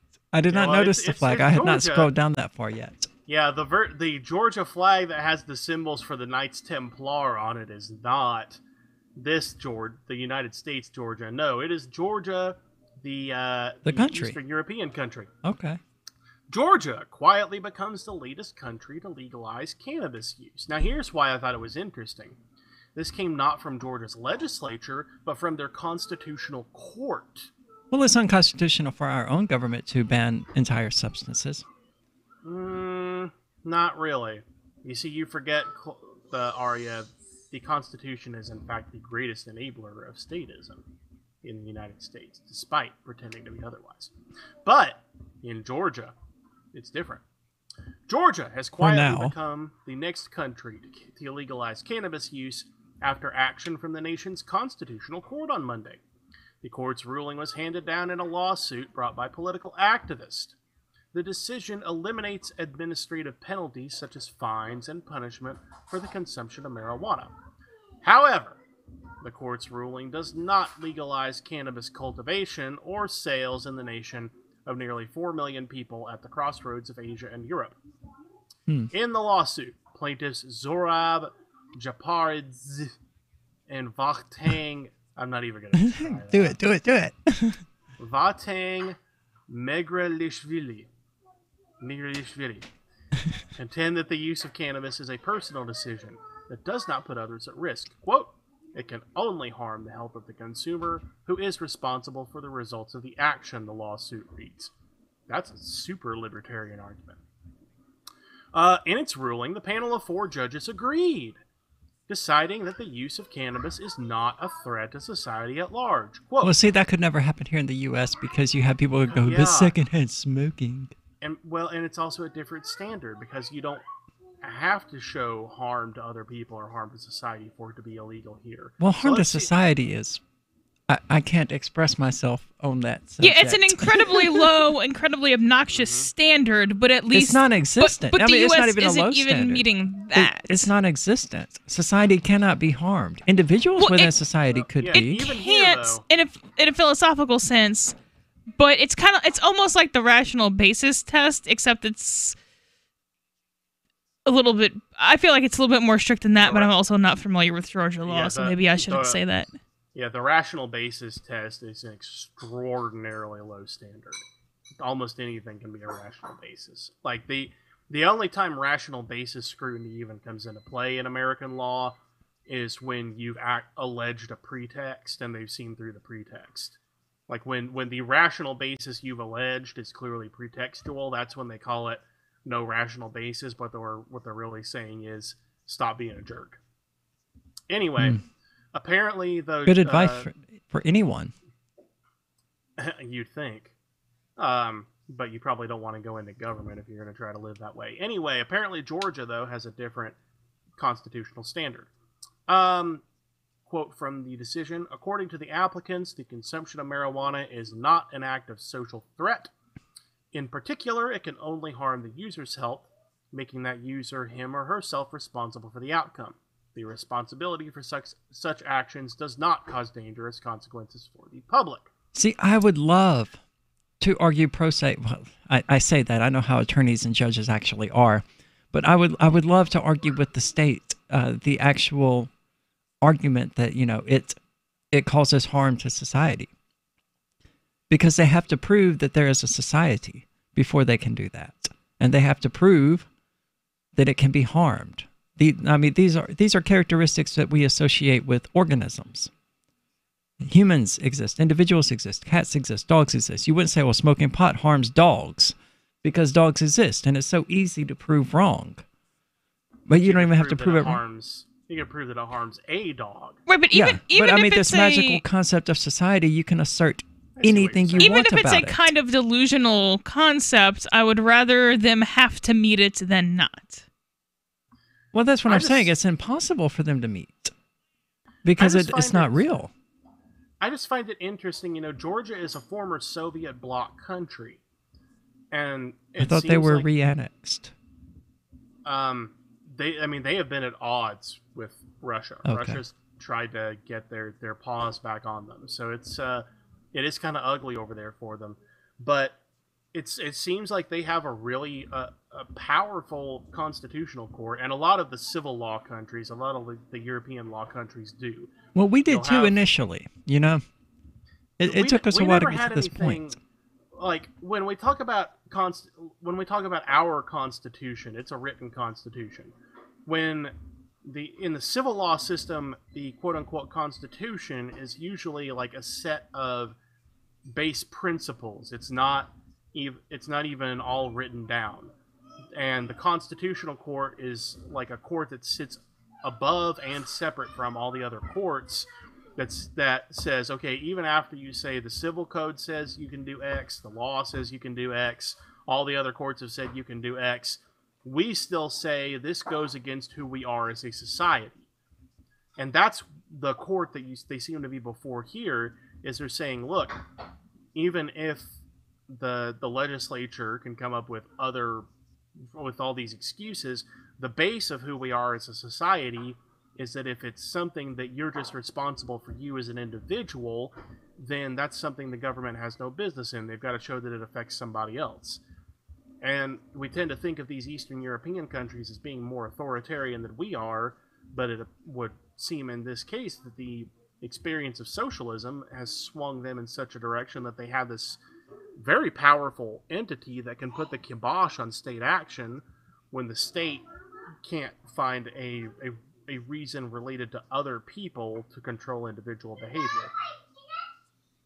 Now, I wonder what would happen if their cultural identity was tied up in liberty and libertarian philosophy, or at least classical liberal philosophy, as ours was here in the United States. Like if we had a Supreme Court and a Constitution that, you know, was based on our principles rather than anything that was actually, you know, written down. Right. Where would we be today? Ironically enough, it was the fear of giving courts too much power and the belief that legislatures were the better protectors of freedom that created our system. And I think in countries like Georgia and in the other civil law countries, they actually look at how our system is played out and go, nah, the legislature didn't get it done. We need a more powerful judiciary, because the judiciary can be relied on more so than the legislature can. Well, I would say that we need a less powerful one, with that being the case. Because, I mean, our Supreme Court does nothing but rubber stamp what the state does as constitutional, no matter how obviously unconstitutional it is, like the Affordable Care Act. Our Supreme Court says, yeah, you can force every American citizen to buy this thing, whether or not they like it. Yeah, that's but they're hamstrung in what they can prevent the state from doing by the Constitution itself. Well, they could have said this is unconstitutional, and you're not allowed to do this. But they would have had to find a rooting in the Constitution itself to say that. This constitutional court, Georgia's constitutional court, doesn't. Oh, okay. They have a lot broader discretion. That's what I'm saying. Is our Supreme Court actually has pretty limited power to say no to the legislature. But, you know, congratulations to our friends over in Georgia, one more country that, despite all of our stereotypes here, has more freedom in this particular area than we do. Yeah, I mean, that's good for them. And it sounds like they have a better constitution than we have as well. Speaking of people's constitutions, we wish Will well, if he is listening. And I hope your prostate feels better, dude. Stay tuned for Free Talk Live. That is the weirdest well wish we have ever had on the show since I've been here. I hope so. Stay tuned for Free Talk Live, and I hope all of your prostates are well also. Why did you move to the Shire? I moved here to the Shire because there's other people around who take liberty just as seriously as I do. I moved to the Shire because I saw videos of people challenging authority and thought that I could get support myself. It called to me, like, do this right now.